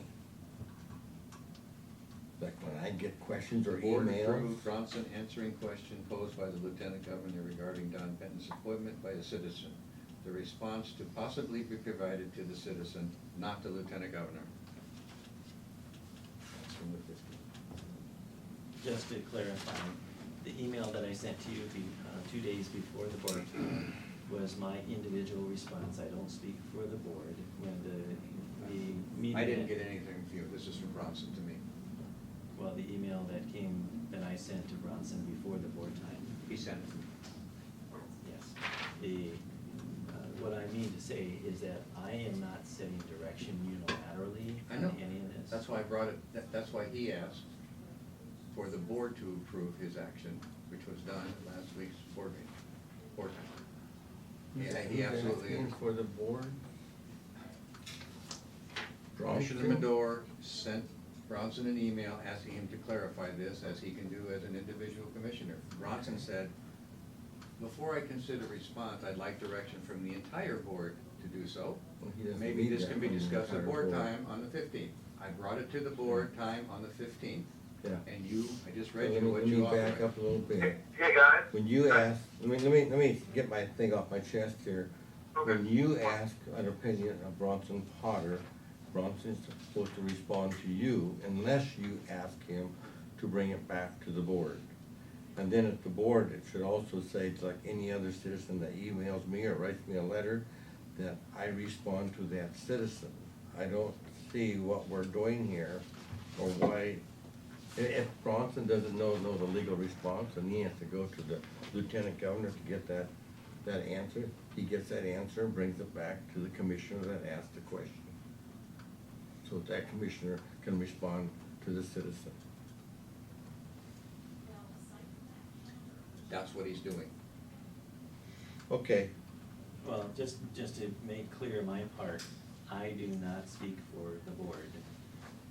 Understood. The board time, discussion on this last week as to best how to respond to it, is something that, is, at this point, I'm not asserting anything. So if, I think where we left it is that as a board, you can correct me if I don't have this right, is that we asked Bronson to use his discretion as to how to respond to us and to whether or not it was appropriate for him to respond to the citizen. But I think we as a board did not think it would be appropriate for him to respond to the Lieutenant Governor. That is But- correct. Okay. That's exactly so we're- correct. Okay, so has he, are we on the same wavelength? I think Steve, so. we're on the same wavelength there? I think so, yes. I was actually gonna say exactly that, but yes. Okay, And he's not ready until next week. okay, so Okay. Bronson, my understanding that Bronson will bring this back to Commissioner Medor. No, board time. no, I'm not an individual here. this is us together. So, so you're responding to the citizen, No, I'm not doing anything. you're not doing anything. Okay, so Bron's gonna bring the answers to those questions back to the board. Well, Exactly. And then we can Well- decide whether the board wants to respond or whether Commissioner Medor wants to respond to the citizen, but we can discuss it then once Yeah. we have the information. We can also authorize Bronson as our legal staff to respond to the citizen, with those answers that he has learned. That's correct. let me fine tune that a little bit. Rather than us directing Bronson to answer all of the specific questions that citizen had put forth, I think that what we left it is for him to look at the email, consider what would be appropriate, and for him to use his judgment what was appropriate to answer, not answer, address, or not address. Is that right? I thought he indicated he had the answer at the last board meeting, but we're gonna bring it back this week. So Bill, if there's some question as to what the direction is there, I suggest that somebody go back and review the audio tape and just simply let that be Well, the answer key. Our policy should be that he brings back the information so we can all know what the answers are. And then we will respond to the citizen who asked the question. Is that okay, Steve? Yeah, it is. I think why Bronson was feeling a little uncomfortable, and he's not on the phone, so I can't speak for him, but but legal counsel works for us, right? And they give us legal guidance, and to provide a legal opinion to a citizen through a single commissioner, I think is where Bronson was feeling uncomfortable. Oh, So I okay. think he was looking for the board that directs him, and he works and takes the direction of a majority of the board to give legal opinion. I think, he's a lawyer, and you always hear him say it, he's like, well, don't take, you don't have to do what I say here, and he always couches things and puts it, a little bit of a caveat in it. And I think he was just uncomfortable, from my sense of it, was uncomfortable giving a legal opinion to someone other than us, without us having a conversation about it. Yeah, I was taking it the same way. I actually took it that maybe he wasn't sure of his legal opinion and was going to get further opinion from the lieutenant governor to bring back to us. Is that correct? No. So Bill said no, so what that means is that Mr. Bronson already had a legal opinion? No, sir. He is working on answering the questions that were posed by that citizen by doing at least two things that I know of. One, he has called Don Benton and talked to him about what the senatorial process is for this, so he knows. And he's also called the counsel for the Senate to talk to him about this. So he is working through each of those questions, getting the background information to bring back to the board for you to decide how you want to proceed.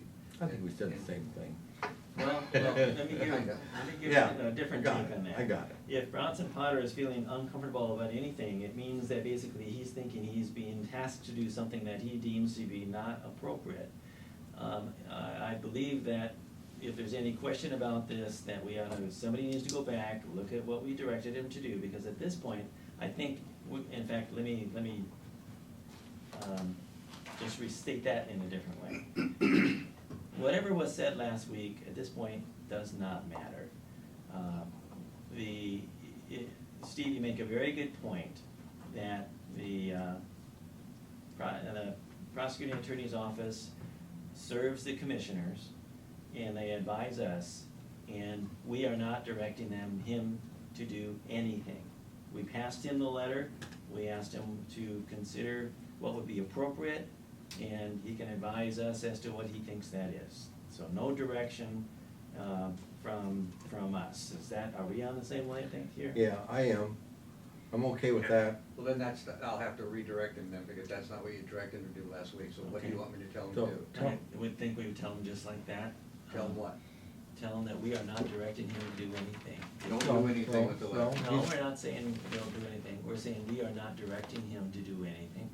But you did, Commissioner. You directed him last week at board time to answer the questions and bring the answers back to you. That's correct, I think that's what he needs to do, he needs to bring that back to us. Tell him to stop that if you wish.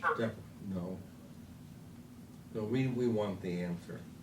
Yeah, yeah, there's nothing wrong with us getting the answers, and then we can Yeah. figure out what to do with them. That way we can appropriately answer the questions of the constituent that asked the question.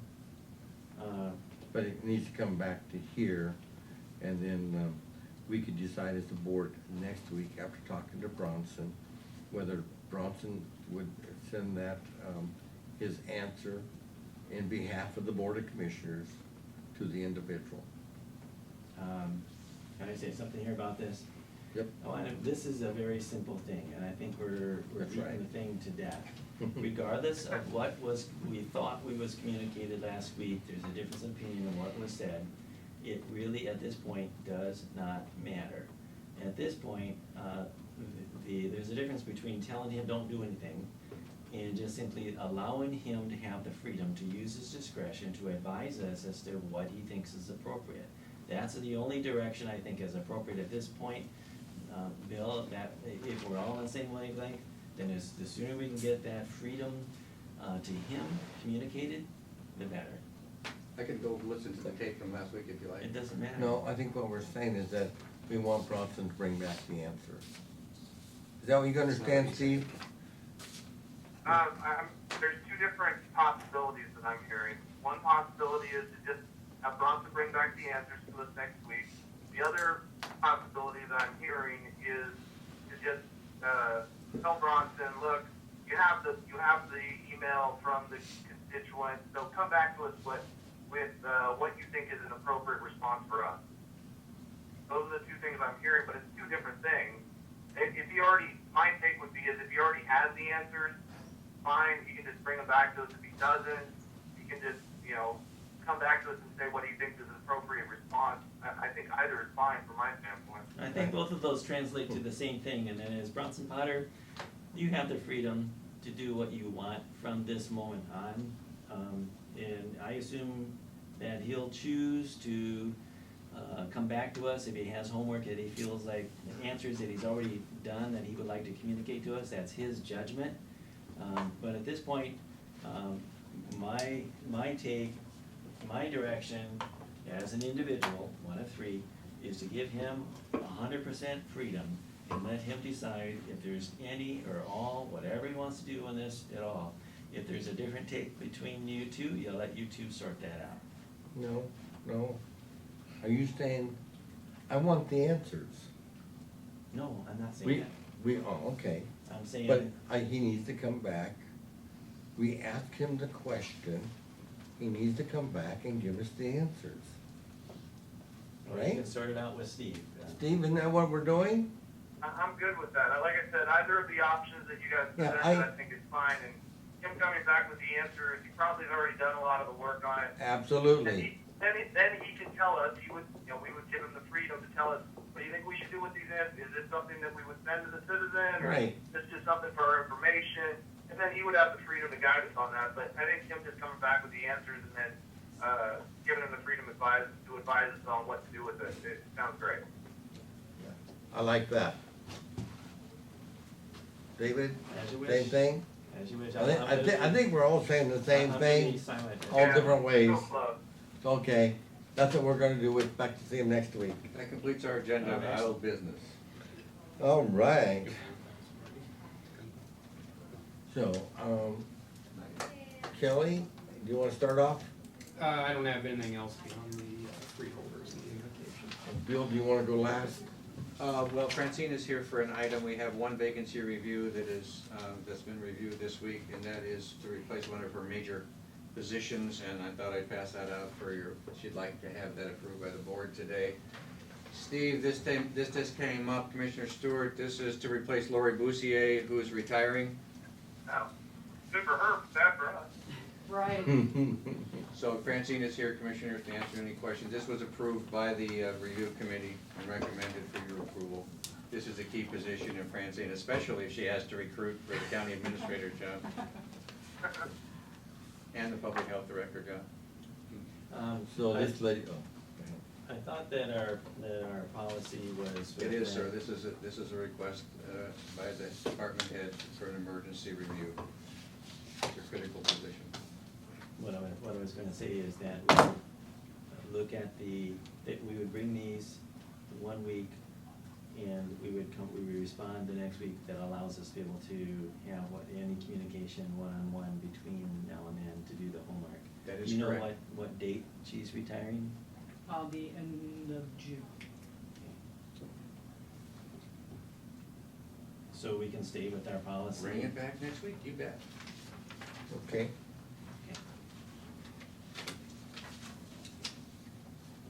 The rest of mine can wait, Commissioner. okay. Francie, anything else? Not for me, thank you. I have one thing. I'm not to you yet. Okay. Okay. Glenn? We're just getting ready for the work session. You've all heard from us about individually on the next steps for the budget. Thank you, Francie. We're working on the things you asked for us. I Thank have you. at least I think all of them will be done this week. Fabulous, thank you.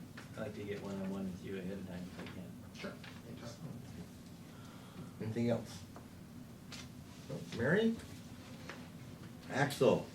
I have some ongoing things, but I won't take a lot of time. Bill, are you gonna talk at all about the fee waiver and the rest of your report, or? Yeah, I'm just gonna remind them that the board, that the 29th, Yeah, I'll jump in. the elected officials are coming here to board time at their request to talk about the fee waiver proposal. We have, most of, all of our meetings next Wednesday will be in the hearing room, our work session, because we're expecting large audiences both for the reconfiguration as well as economic development. So we'll have board time, with your permission, in the hearing room, because the elected officials wanna sit and talk to you about that. So, Great. I would love to talk about their budget. related to that, with some of the electeds having raised some issues in our public comment, and then throughout the last week or so, last Wednesday I gave you a list. I've been trying to keep track of questions and concerns related to the fee waiver. Because we have this meeting on the agenda next Wednesday, and we're gonna have some of these folks here asking the questions. I just want you to know I'm gonna start, I talked to Bill very briefly before this meeting, kind of delegating out some of those harder questions to the right staff, so we have answers prepared. Okay. I think we do have answers to quite a few of these questions, but some of them, the more complicated ones, Yeah. we need to have the right people look at. I'm concerned a couple of things. One, this project could be a 3 month, 6 months, or 1 year. So I have a little problem with hearing from some of them, as I already have, with a 3-year cost to the program. That is all an assumption. I'm also very interested in if they think it's gonna affect their budget, or if it has, or if it will, or if we've even talked about reducing their budget, which we haven't. Yeah, a lot of questions So- around the financial So impacts I and guess the if we could, specific date. yeah, so if you Expiration. get those together, I think that'd be good. Okay. I guess, I take exception to it in as far as, we're supposed to be making policy, while we recognize, and we also do budgets. And when we do budgets, we talk to them, we get their opinion, we do their budget. And so, this is our policy, and the way we are, I've decided to make policy, good, bad, amended, whatever it is. I don't go down and make policy directly in their micromanaging of their operations. So I do, I take offense to it a little bit. They're And just we're- asking for I'm the really- courtesy of talking to you. I know it, and that's okay. But I know this is the first time they've ever done that. No, they talked to you about remember they talked to you about charter government about a month ago, remember? They asked you to talk, and you sat around the table with them, Mhm. and you talked it through. And we listened to Doug Lasher. Peter had some opinions. Yeah, and then we addressed all the questions for Doug Lasher. And guess what? You're making the policy now. I know it, and Doug Lasher will vote no. Well, he doesn't get a vote, So does I, he? you know, and so I. Unless he I- runs for freeholder. Yeah, he can't, by the way, and we cannot influence those freeholders as individuals too, so. I'd be interested to hear that. Yeah, and so I I'll start welcome trying that.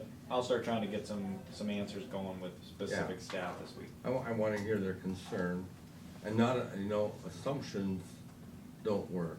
I wanna see some facts and figures, because, I wanna talk about in a few minutes too. We're fiscally responsible for the budget and the general fund, and we're gonna be prudent when we look at that. We're gonna do it the right way, based on the information that we have, and based on information that's gonna be brought back to us on a 30-day a window, so that we don't get caught, but we have a little wiggle room here to promote jobs, and we want to take that opportunity. Mr. Medora?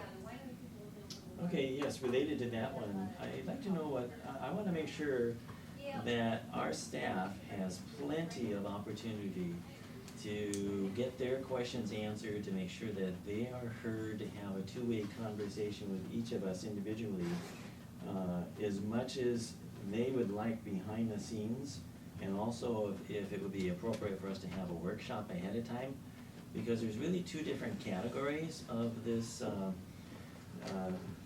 this resolution getting considered. One is to make sure that all of our electeds and all of our department heads, or anybody on the staff, that they want to be able to weigh in and make sure that that we consider their input, especially during the time of formation, where we're considering amendments to this.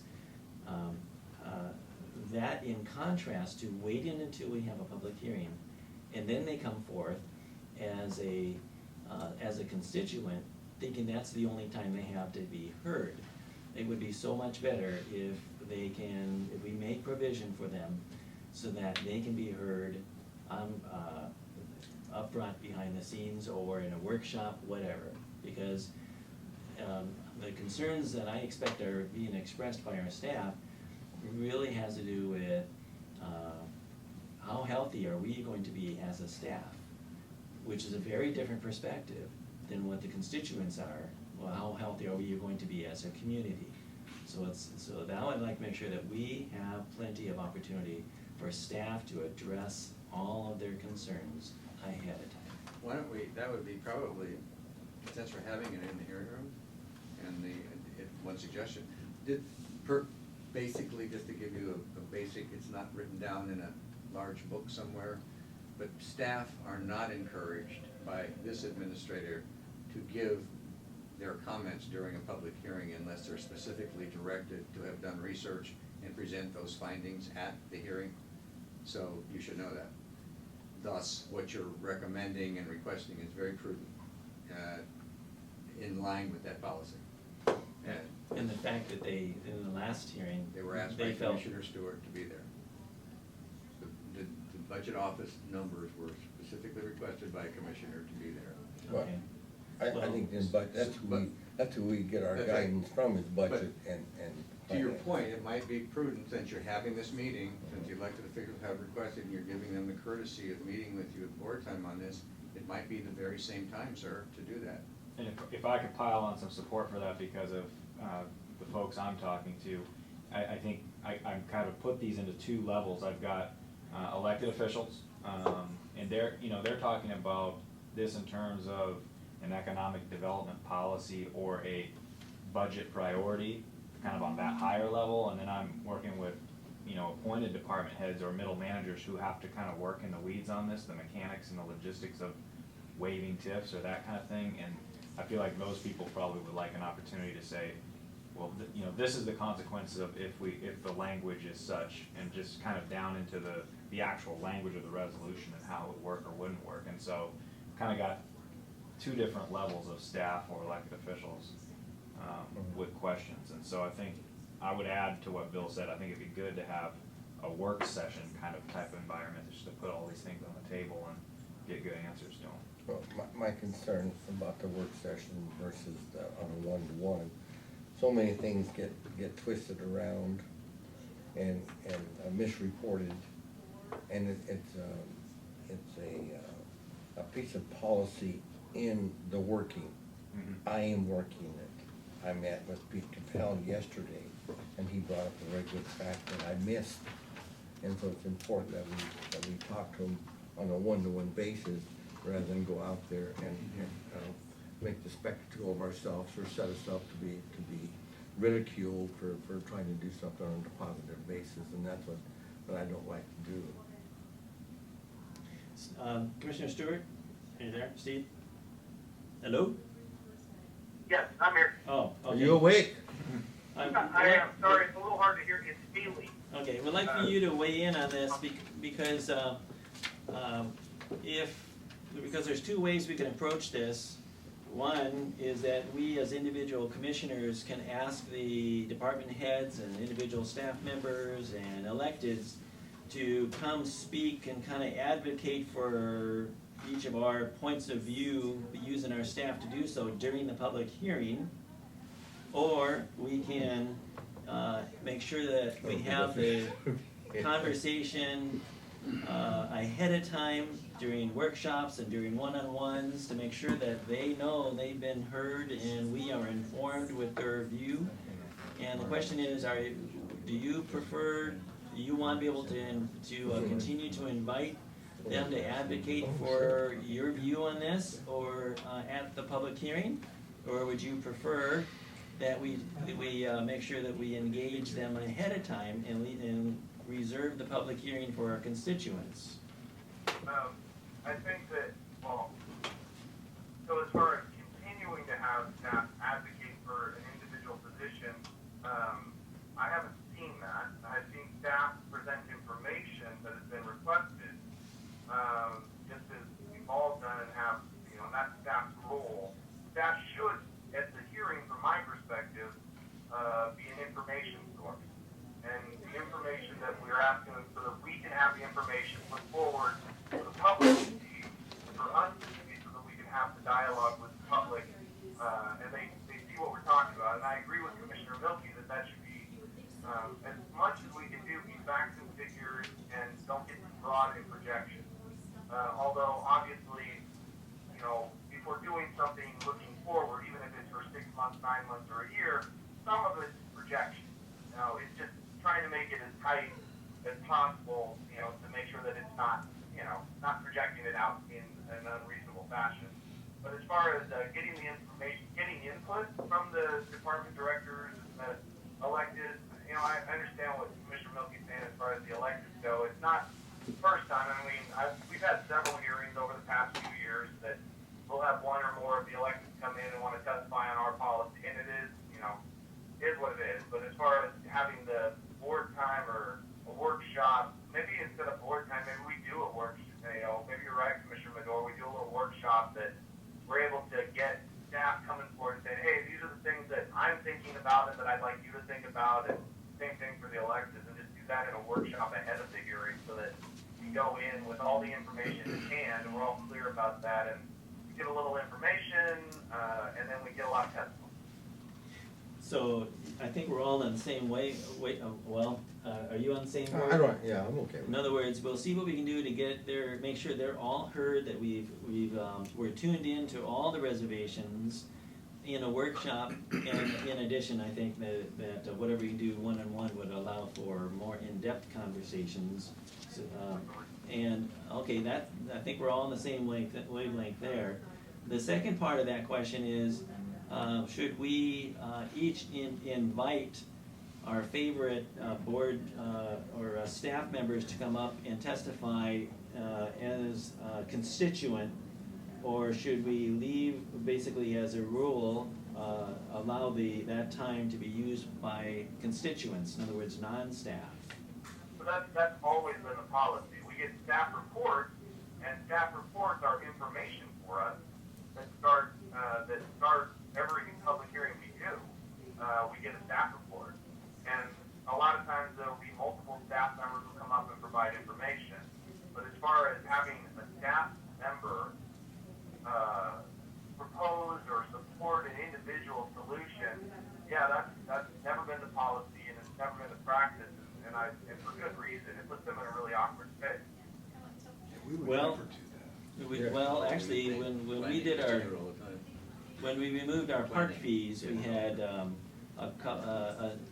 several staff members come up and advocate against it during our public hearing, and I want to know if that's something that that is not necessarily the appropriate thing. We've never really done that in the past, because I assume that the public hearing is for the public, unless they consider themselves, we don't want to abridge anybody's freedom of speech if they decide that they're gonna be part of the public and they wanna testify.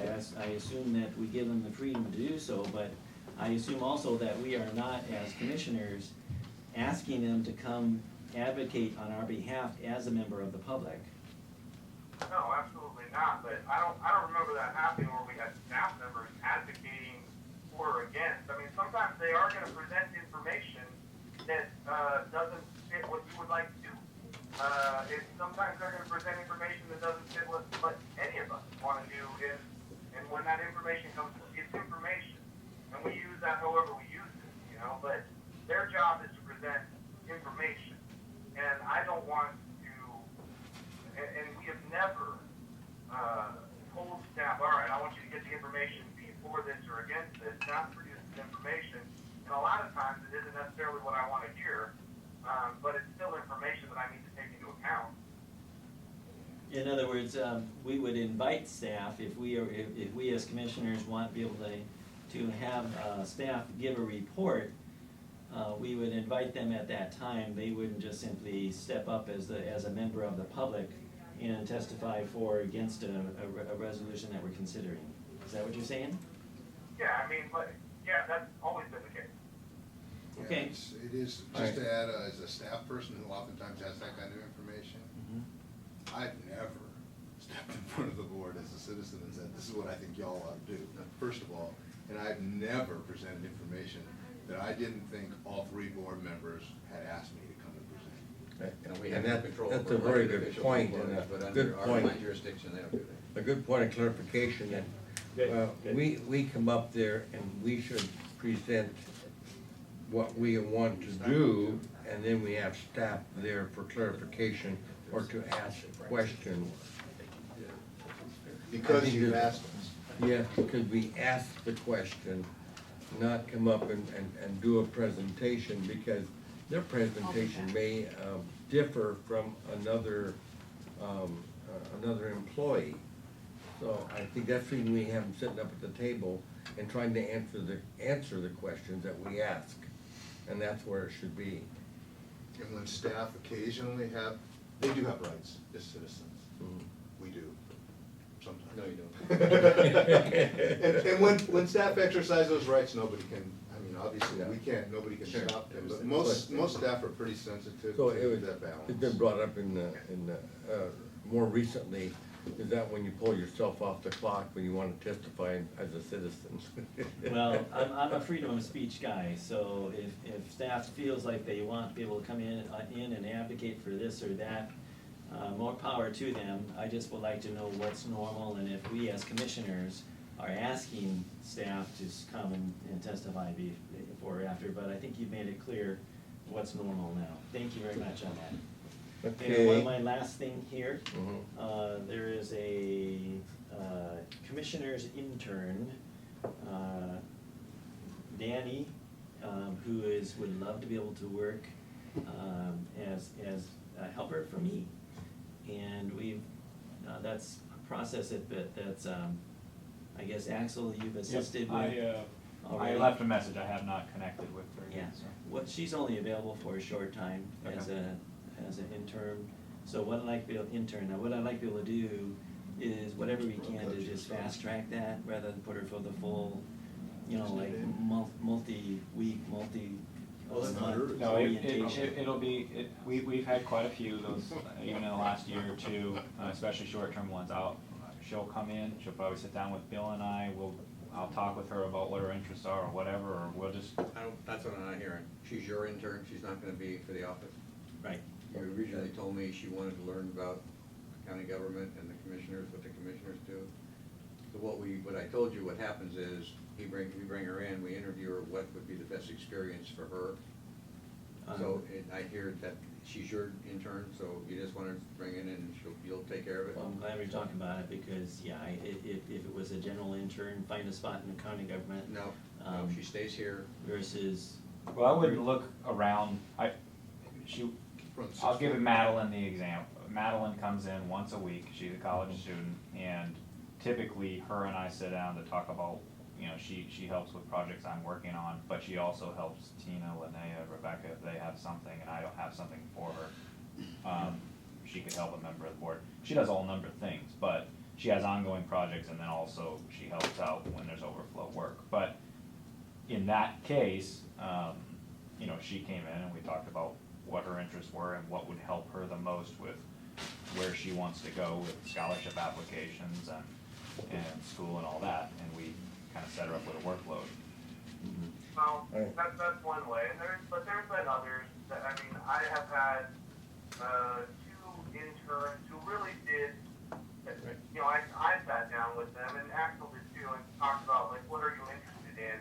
And then they helped me with projects, you know, like commissioner projects, actual stuff that we were doing in the office. So they helped me directly, so it's not unheard of to have. Oh, yeah. Great. For working I directly. just wanna make sure we're doing the More right. of a one commissioner than anything else, but what I would suggest, Commissioner Medor, is to have, Danny, is that her name? Yeah, DANI. Sorry, I suggest having Danny definitely do connect though with Axel and Bill, because at least for the ones that even that were working with me, it gave them a really good experience to be able to do work with me, but then also access to talk to Axel or the women in the office or Bill and say, hey, you know, what about this? Or I have a question about this, and I'm doing this work with Commissioner Medor, and just be able to connect. It's just a nice way for them to feel like a part of the office a little bit. Exactly, and that's what we would like to make sure that she gets to know the staff, works with the staff. But it's really, just want to make sure that we understand it's not just a general intern that's just gonna find a place to serve somewhere within county government, whatever that process would be. But basically, she's only available for a short period of time, kind of to help with some specific projects that I'm working on. And just wanna make sure that we have the blessing of my fellow commissioners to expedite that process. I would like to keep it more inclusive as a board of commissioners, and the reason I say that, because if we all go our separate ways, and then we have 3 different interns, that doesn't work very well. I think that she can help you with your projects, but she would also, for her betterment, that she be part of the whole office staff up here. I mean, that's what she's gonna learn, and she learns that, and at the same time, help you or Commissioner Stewart or myself if we have projects along the way. I think that we have to keep it that way. We don't have room, and that way, I think is that office gonna be available for her to work from? It's open most of the time. Madeline Yeah. now is only here on Tuesday afternoons. So Yeah, that's- so we could work around there to where Madeline's there on Tuesday afternoons, and Danny would be there other times, but that she learn the workings of communication between all the board of commissioners. I see where this is going. You want me to share? Okay, I'll share. Okay, all right, that's better. I In got fact, I that might even- in there, Steve. I might even share a little more, Steve. Just be nice. We believe in sharing. Anything else, David? No, I'm good. Steve, you got anything? Oh, man, I'm pretty brain dead. How'd the work sessions go this morning? Thanks for holding them down this morning. I went to Bet's graduation this morning and was a little bit late. David held down the fort, but Bet's graduation today was huge. You might even say tearful. Good food. They had the service buddy dogs there. They had several of them, and one individual that was graduating came from another location and got in trouble and was living with his brother here, has turned around and given back to the veterans community, and also ended up with a service dog himself, so. It was a really a great graduation. Kevin was there from the other day that testified here in our hearing, and so it was good. We got back here and we heard the CVTV and Comcast franchise. contract Do you get go more money together? from them? It's the same as before. Oh, boo. Actually, they worked Yeah. really hard on that, Steve. That's the best they could do. It was good, it was good. I'm sure they did, I'm sure they Yeah. did. That's great. I'm glad that we were at least able to hold the line on funding for that. Yeah. Fleet audit. Fleet audit was Sounds like- interesting. Well, that's all I had. I'm just curious as to how we're doing. Yeah, the fleet audit was a great presentation. We didn't really come to conclusion, we kinda got opinion and recommendations and comments. And we asked for them to give us, that information back in writing and recognize that we also wanted to hear from department heads as to how fleet management worked with their needs. And so that information will be coming to you. Great. What's Linda's last name? The auditor. Lynn Bates? Bade, B-A-D-E. Bade. I just love Linda Bade. She is watchdog for performance, and she knows how to be your friend and get the work done. All right. Here's- We've been, Very much. we've been joined by Marty Snell, and I think he's gonna bring us an update as to some of the changes in the permitting office. Is that right? That's right. Steve, you and I talked yesterday. Okay, so, I've been working with general services, facilities and staff, and then, we brought somebody on board for architecture and interior design. We've been through a few iterations of redesigning the permit center. I only have one copy here, so I'm gonna kind of pass this along. Essentially, what we'd like to do is do a remodel where, It's confusing for me. suffice it to say that, you know, He's got pictures. back in the day, banks used to have like, you know, associates at a workspace, and you would sit down with them face to face. And then they went to the teller line, which we have today. It's kind of the teller line. We're kind of going back to the idea of having workspaces for staff, and to have the customers come back to a workstation and sit with folks face to face. We have ample space for all the staff that we have today, with actually with some capacity for growth. We're gonna one of the main things is we want to reorient the entrance, instead of kind of trying to find out where the entrance to the permit center is by using this little sign that we stick out. When you walk into the lobby, it's gonna be a more pronounced entrance, where you're gonna walk straight in instead of a side door. And then there'll be the waiting area will be basically the same. And there'll be a reception area where people will come into the area, and they'll if it's busy, they'll have to get a number and wait, and then when our permit techs and planners and other staff are there, they'll escort them back to the work area. We'll have a couple areas of a triage, and namely there's an existing conference room that's not very much utilized, that we could use as a triage for more complex projects. We're moving the planters already in the back corner where there's existing space. And then as we make progress on converting some of our paper files to digital files, we're gonna have, at some point in time, additional room in the very back, and convert possibly file space into something else.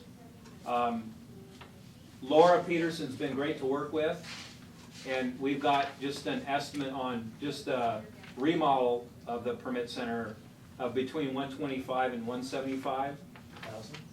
175, and then because we're going to modular furniture, there's also the furniture costs of about another 120 to 175. So if we go with new furniture, it could range between 275 and 400. I have budget authority within my budget to absorb this, and I'll also work with general services on anything that they would have. If I get board to nod, say this looks great, I'm gonna have the construction drawings put together. We'll need to submit for permits through the City of Vancouver. And because a lot of this is we're gonna open it up more. We're not gonna have that big counter and that big wall separating. So a lot of the cost is in demo, and unfortunately, any kind of HVAC moves, and they're horribly expensive, HCA moves and lighting moves. So we'll get something through the city of Vancouver, and then it's modular furniture. So, you know, the construction really shouldn't take too long.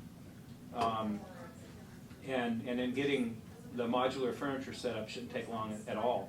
We're not building permanent offices here, so I'd like to move forward, and we've got other staffing changes underway. We hope to have some more people on board with a vacancy that I'd like to get approved, and we're interviewing for 2 more positions in the permit center for backfill, so Those floodgates are open, you gotta be ready. we have to be ready.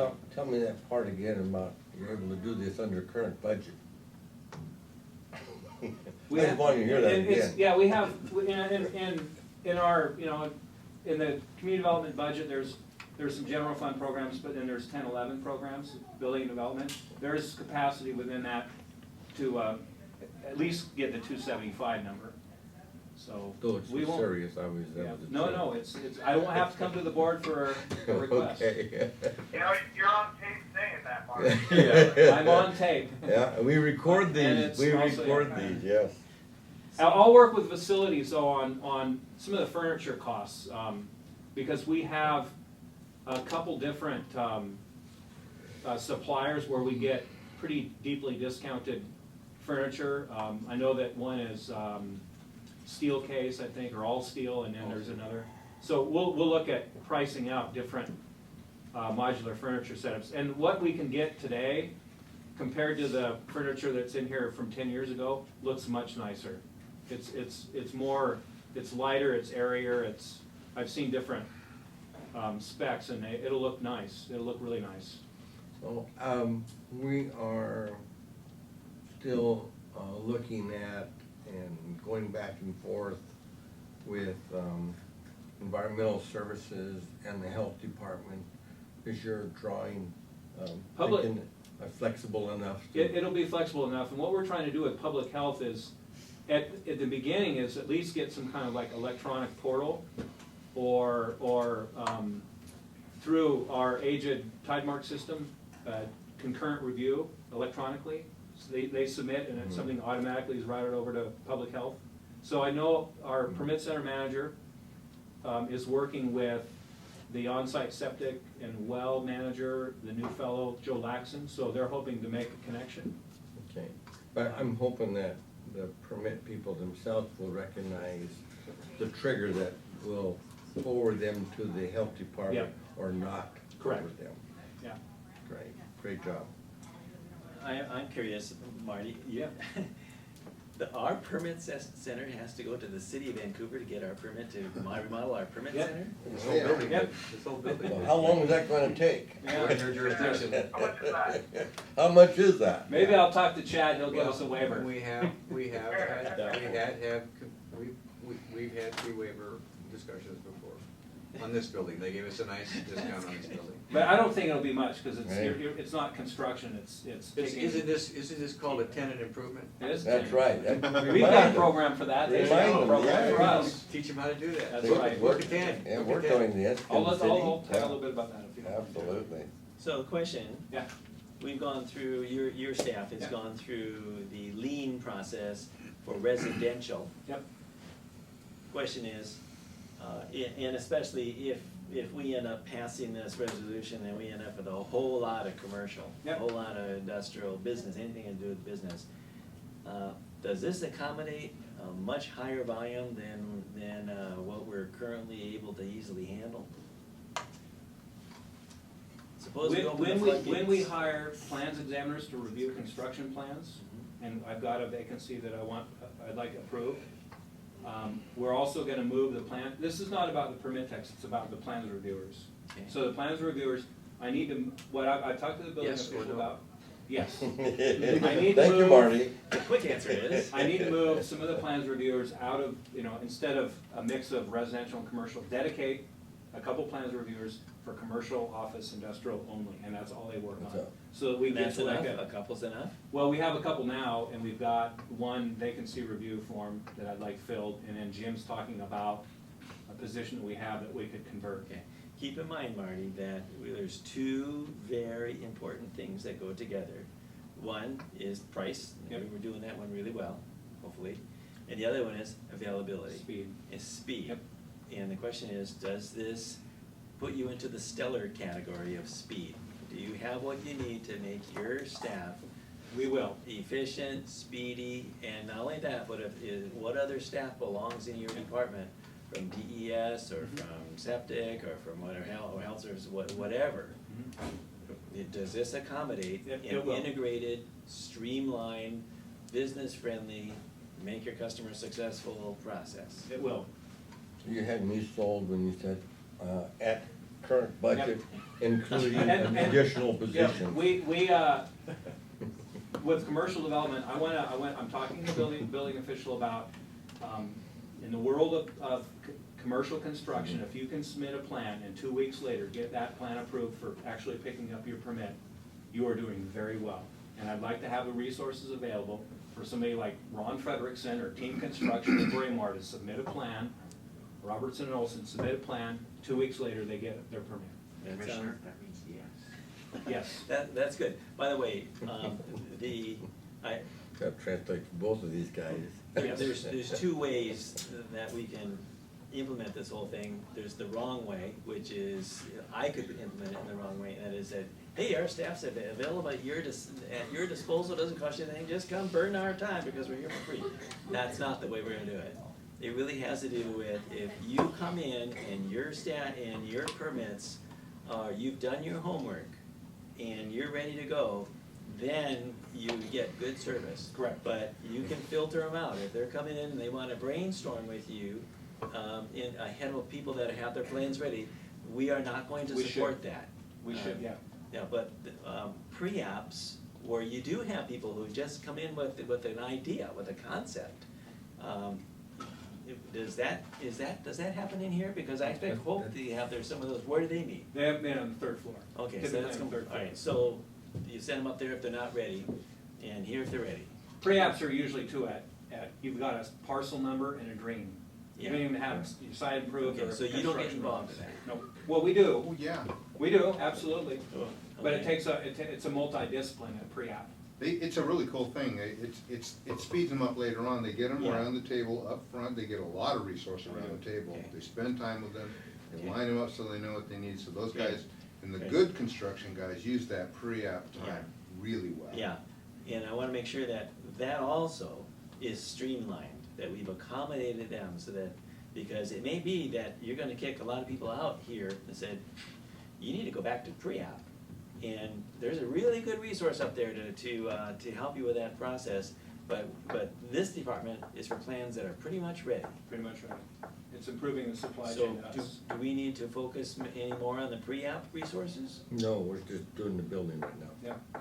Marty, I have Well, a question about pre-app. We're You guys. looking at the I plan. know. We authorize the plan here. You know, explain it. I mean, Commissioner Redor, this is something they break a pick to get to.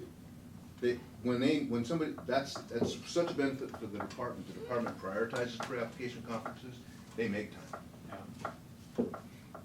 Great, okay, I just wanna make sure that that base is, I know it's a different base than this, but still, for people to be able to come in with what is it gonna cost me, and how's it gonna do this, and be able to get the answers up front so they know what to do, so then they can go out with their architects and the engineers and turn that into something that now they can submit, that other third floor resource is ready to go, and we don't end up saying, well, we're all booked up for the next 3 months. So, no, that doesn't happen. What's nice about commercial is oftentimes we don't have stormwater issues with commercial because the sites are so big and the stormwater at the site level and then the pad level are much closer tied. Because when you're building something like a Winco shopping center, you've engineered not just for the site, but you've also engineered for that big pad. Yeah. So when people come in, we're not having to get into stormwater issues. Okay.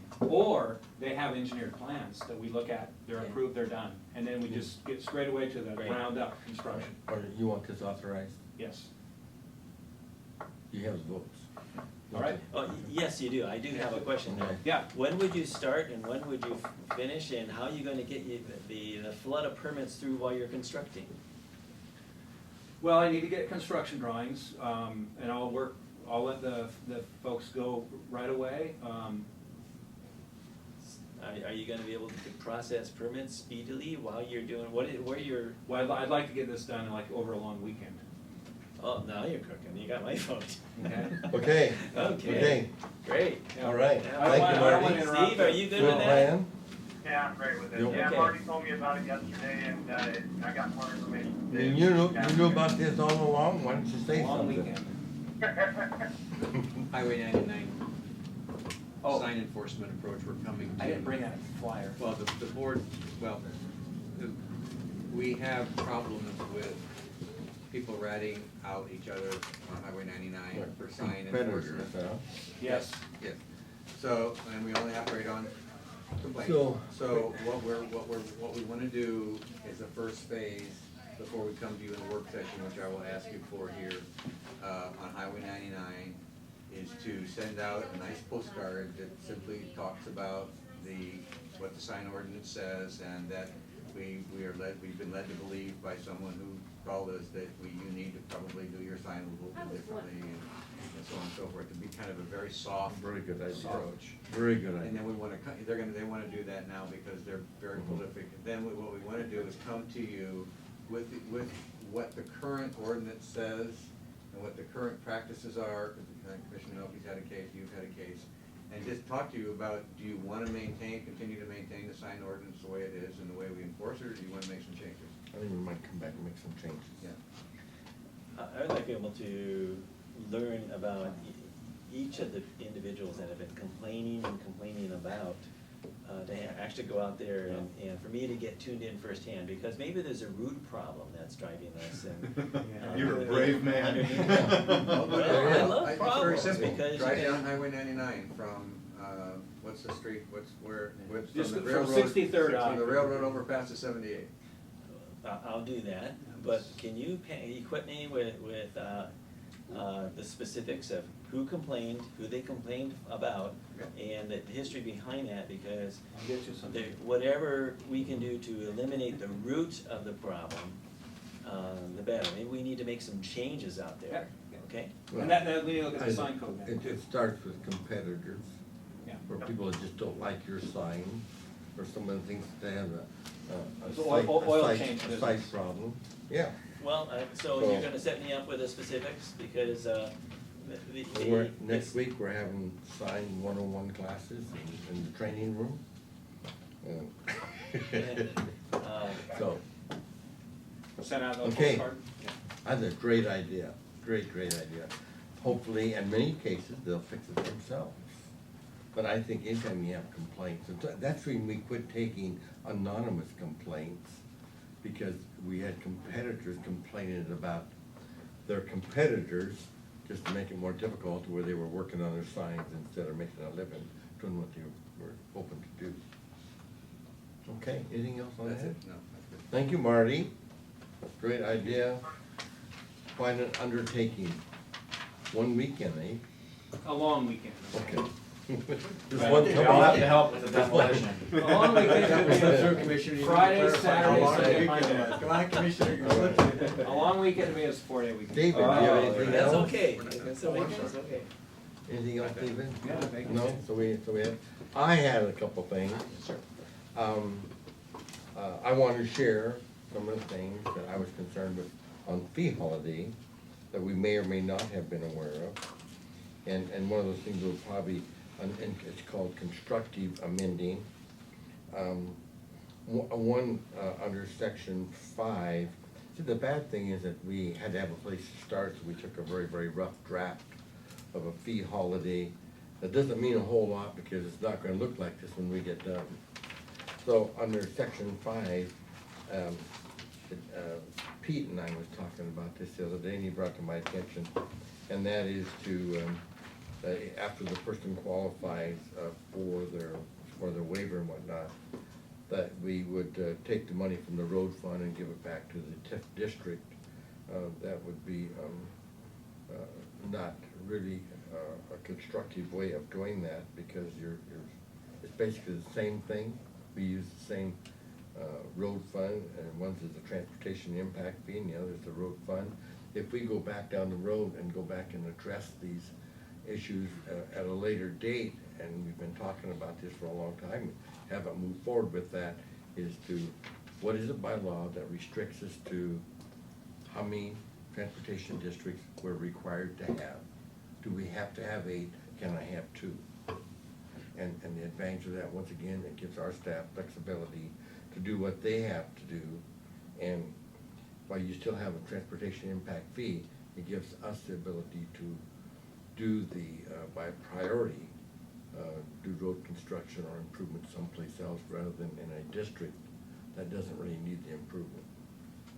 I think we should really talk about this next Wednesday, because I've had a lot of conversations with public works staff and the auditor's office about, do we just waive the TIF or do we backfill? Because when we well, there's 2 questions. One, is it legal to backfill? We still need to answer that. 2, once we backfill, that comes with those consequences you just mentioned, Commissioner. And that's what It's not mine, flexible I'm gonna have an money. amendment that would Yeah. change this Okay.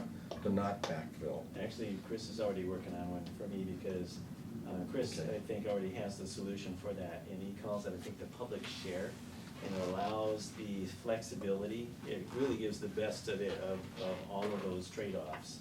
It says that, yes, we are going to build the TIP projects, but it allows us the flexibility, so you don't actually transfer from here to there, but instead it allows that designation that says, yes, we're gonna stand behind it, but it doesn't actually move the fund to restrict it to that particular zone. Yeah. So he's already on that. Yeah, we agree. We don't wanna get into something where we rob Peter to pay Paul, Right. and then have a consequence down the way. The other thing, I met with Battleground the other day on this issue of their road realignment plan B. Grace Avenue. And I said, I had no problem. One of the things that we were given a picture of was a building over our right-of-way, and it was not a building. It was, they would come back and get permission from us or from Eric Temple to put a platform or patio out there to where that train school was, that they would be able to walk out to the track or something like that. So I said, I still have an issue with filling in the wetland on the east side of the railroad track. I don't know if they can even legally do it. It's full of water and cattails, and I just never heard of such a thing, let alone the Corps allowing it to happen. So that was this here. So I would think that they would work with DES to They answer better that work with, question. they need to work with the Corps of Engineers. This could be a salmon bearing creek. Yeah, they're already in If not, I'm process gonna make to sure do it that, is. Salmon bearing mud though. That's right. We've already covered the freeholders. I didn't bring anything to the meeting with me, but I was going over all the organizations that we belong to, and under, okay, this doesn't have all the coloring, my red coloring. But this is more current than what you have. This is actually Oh, what we paid okay. today. So yeah, but what, I want us to go back and address why we belong to different organizations. And I think it's our responsibility to belong to those organizations or those groups that has a betterment or a benefit to the citizens of Clark County, rather than just belong to organizations. And a good example that I bring up is, I don't see a benefit for us paying dues to the Battleground Chamber. I'm not sure what the benefit would be, and I don't know anybody who has attended one in the last 4 years. That's one example. So I want all of us to go back through this, and the note that I have is that we should, let me see, where's my notes?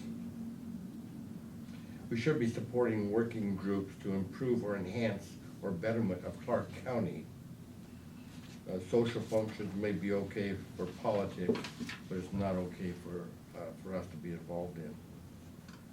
I know of no direct benefit in many of these things that we are paying pretty heavy dues to, with county money.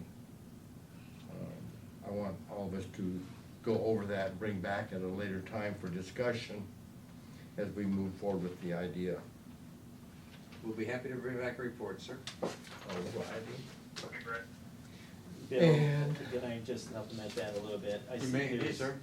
There's one WAC and two RCWs there with dollar amounts attached to them. The question I'd like to know, Bill, is while you check those out, do those dollar amounts actually, is that what's actually required by Yeah, those I know. laws? Is that particular dollar amount versus just simply saying that we need to be along somehow? We will certainly verify that. Good point to review that.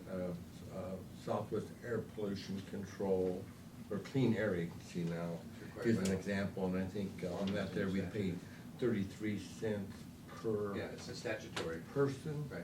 Yeah, and you'll see the ones that are mandated in the RCW, but it would be a good thing to go back and We'll check review to see that we're there. You bet. Can I supplement something else here on your list? Yeah. Or Tom? Item number 12, CVTV. I see that we've got $881,000 per year going to them. No, sir, that's the total. CVTV is 50, Yeah. FVTV is What about 50,000, and the CVTV is 440,000. Well, so item number 12 is for the. I'm sorry, 881 for the biennium. Yeah, yeah. For 2 years. The question is, they, in addition to what we are granting to them here, they also are charging us every time they actually cover us in Not any us. of our meetings, It's right? not us, no. Not They the city don't. or the county, that's included in the agreement. If they do charge outside agencies like C-Tran and others. Oh, okay, so that basically says you cover all the bases. That's correct. So how would we know when they charge us special? Do they charge us anything, or is it just simply, yeah, all the county functions are covered? They invoice us for this amount. This is the amount, if you heard today, in the franchise agreement, we make $1.7 to $8 million per year from the franchise fee. Of that goes in the general fund, and then we budget $440,000 as our share of their operational expense that we share with the city of Vancouver. So with that, we actually peeled off part of that and gave it to Fort Vancouver We Television. give them 50,000. Yeah. Was that, when you said peeled off, did we actually pull it from the CBTV and give it to No. FBTV? Pulled The it money from we the get from franchise fee. Comcast. Okay, so We basically pull pull it it. from 1.7 million. So the franchise fees go into the general fund, but that's general fund. We can use them for whatever we like, right? That's correct, and the board has today chosen to give them $440,000 for CVTV and $50,000 for FVTV. Okay. Do we know what Vancouver, the city of Vancouver, is paying them? Are they in Who? the same ballpark? CVTV, they say we pay the same, I believe. Can you verify that? Can you let us know I think what we've they're been paying paying- for 13 or I 14? think we've been paying a whole lot more lately because our meetings are too. Why did it's a city of Vancouver department. Yes. So they got a whole Actually, other thing. actually quick. They also get paid by. There's an overtime fee once you go past that. You got that, Steve? Yeah, I did. because we're the franchisee. Okay, so that's a good point, Kelly. So basically, Bill, you can come back and let us know Yeah. what the city of Vancouver is paying them like this, and Port of Vancouver. Any other? I just, Port of Vancouver pays them. Yeah. Well, Port of Not Vancouver is out just of like the franchise C-Tran. agreement. We have a franchise that says what we pay. Port of Vancouver, Okay. because they're not the city or the county. Yeah, They so- pay like C-Tran, et cetera. Yeah, so strike the Port of Vancouver. So basically, there are two like kinds. Correct. City of Vancouver, and Clark County. Co-franchisees, yes. Yeah, and so if you let us know what I got it. city's doing, you got it, You okay, bet. thank you. All right, So back to you. Kind of on a positive note, one of the things that we contribute to is Ripley's Horse Aid Foundation. These are the people that come to our aid when we find animals, larger livestock that aren't being taken care of. Part of animal control and expansion of that is truly a service to the citizens of Clark County. That's kind of an example of what I'm referring to as being for the benefit of the county. So Tommy, you gonna go through this list and Well, up or down? I have in my opinion, but I want Commissioner Stewart's opinion and your opinion, and Bill's opinion. Why don't you take the lead on Because, this you know, and give us because your. one might be iffy and one might not be, and maybe we'll probably all agree on all of them. But I think the plan or the outlook would be as such that we need to be more concerned when things are tight to readdress the organizations that we're belonging to. Well, just so you know, Commissioner Medora has done that, and as of April, he's given me, we're withholding invoices for Portland State University, CVTV and FVTV to bring to the board for approval. So he has reviewed all of these. I think we just got done with CVTV. Well, he hasn't given me that, That's he okay. hasn't given me that clear. That's okay, we'll all talk about that, but those are good. Next week then, is that what you're? Next week or even the week after, it's Thank you. work 2 in weeks will be progress, but, Alright. I'm I'll asking. get the list and do my homework on it. Sure, we appreciate it. I don't have anything else. Quickly. Bill, Number one, the elections department, is asking that they hold their election eve, election results, gala in the hearing room on August 6th. Great. cool. Problem with that is, that's the night of your regular meeting. Oh, Whoops. So, Okay. if we can have your permission to move your regular meeting to the daytime, because you'll probably wanna be there. Sure. So, it's easily done, August, we got plenty of time for notice. Oh, okay. yeah, I Yeah. expect it would be poorly attended if it would conflict with that anyway, I so. think that's true, sir. That'd be a good idea. I was kinda looking forward to that. The second thing, I have work session requests of the following. Number one, I bring back Commissioner Medor has asked for a CRC community forum, probably at the event center. You told me to bring that back for your review. Commissioner Melke has asked for a staff review of the estimated impact to the Affordable Care Act.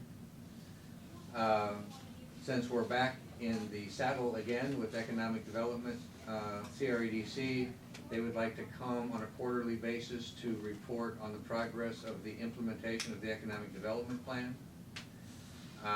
Commissioner Meisner from Cowlitz County would like to come and take a half hour with the board on Southwest behavioral health issues. I don't know what that is. And then Marty, I just told you Marty and Paul Scarpelli would like to come and talk about sign ordinance enforcement. And that's what we're talking about, consideration Yep. of redoing We're that. not- Would that be the We're not same? ready for the work session on the signs yet, are we? I thought we No. were gonna do, like, Commissioner Medora is gonna get some information. Yeah, and then this would be out. You were gonna do some preliminary action Yeah, before July. we went to work session. Yeah, we're thinking July or August. Yeah, leave that flexible, maybe we can solve it. To be scheduled, okay. To be scheduled also is to make sure that we address in plenty of time the interlocal agreements for the parks, city of Vancouver. That's scheduled early next month, is that Yeah, correct? that's coming up. Early next month? Early, 5th, is that right? Yeah. Month of 5th? Fourth or fifth. And I kinda had some loose conversation with Pete Capel as to my concerns, but I said I need to remain open until we hear where the city is going and what the recommendation of the consultant might be, and as to what we might be able to put together and what it would take and what it might cost us if we were on our own, and if whether or not those services that we wouldn't be able to do, That's that what we we're- would pay them to do for us. And we're absolutely ready to So do that. you are, well, I'm still up in the air, so. No. We Okay. have, no. We are prepared to present that All right, information to great. you at the All right. session. Anything else, Bill? No, sir, thank you. Steve, anything? No, you giving me a second chance? Yeah. You already asked me. That was a yes or no answer. Or question, I should say. I got nothing else. Okay, I think we're done. Thank you. Thank you, Thank sir. you, everybody. Bill, did you have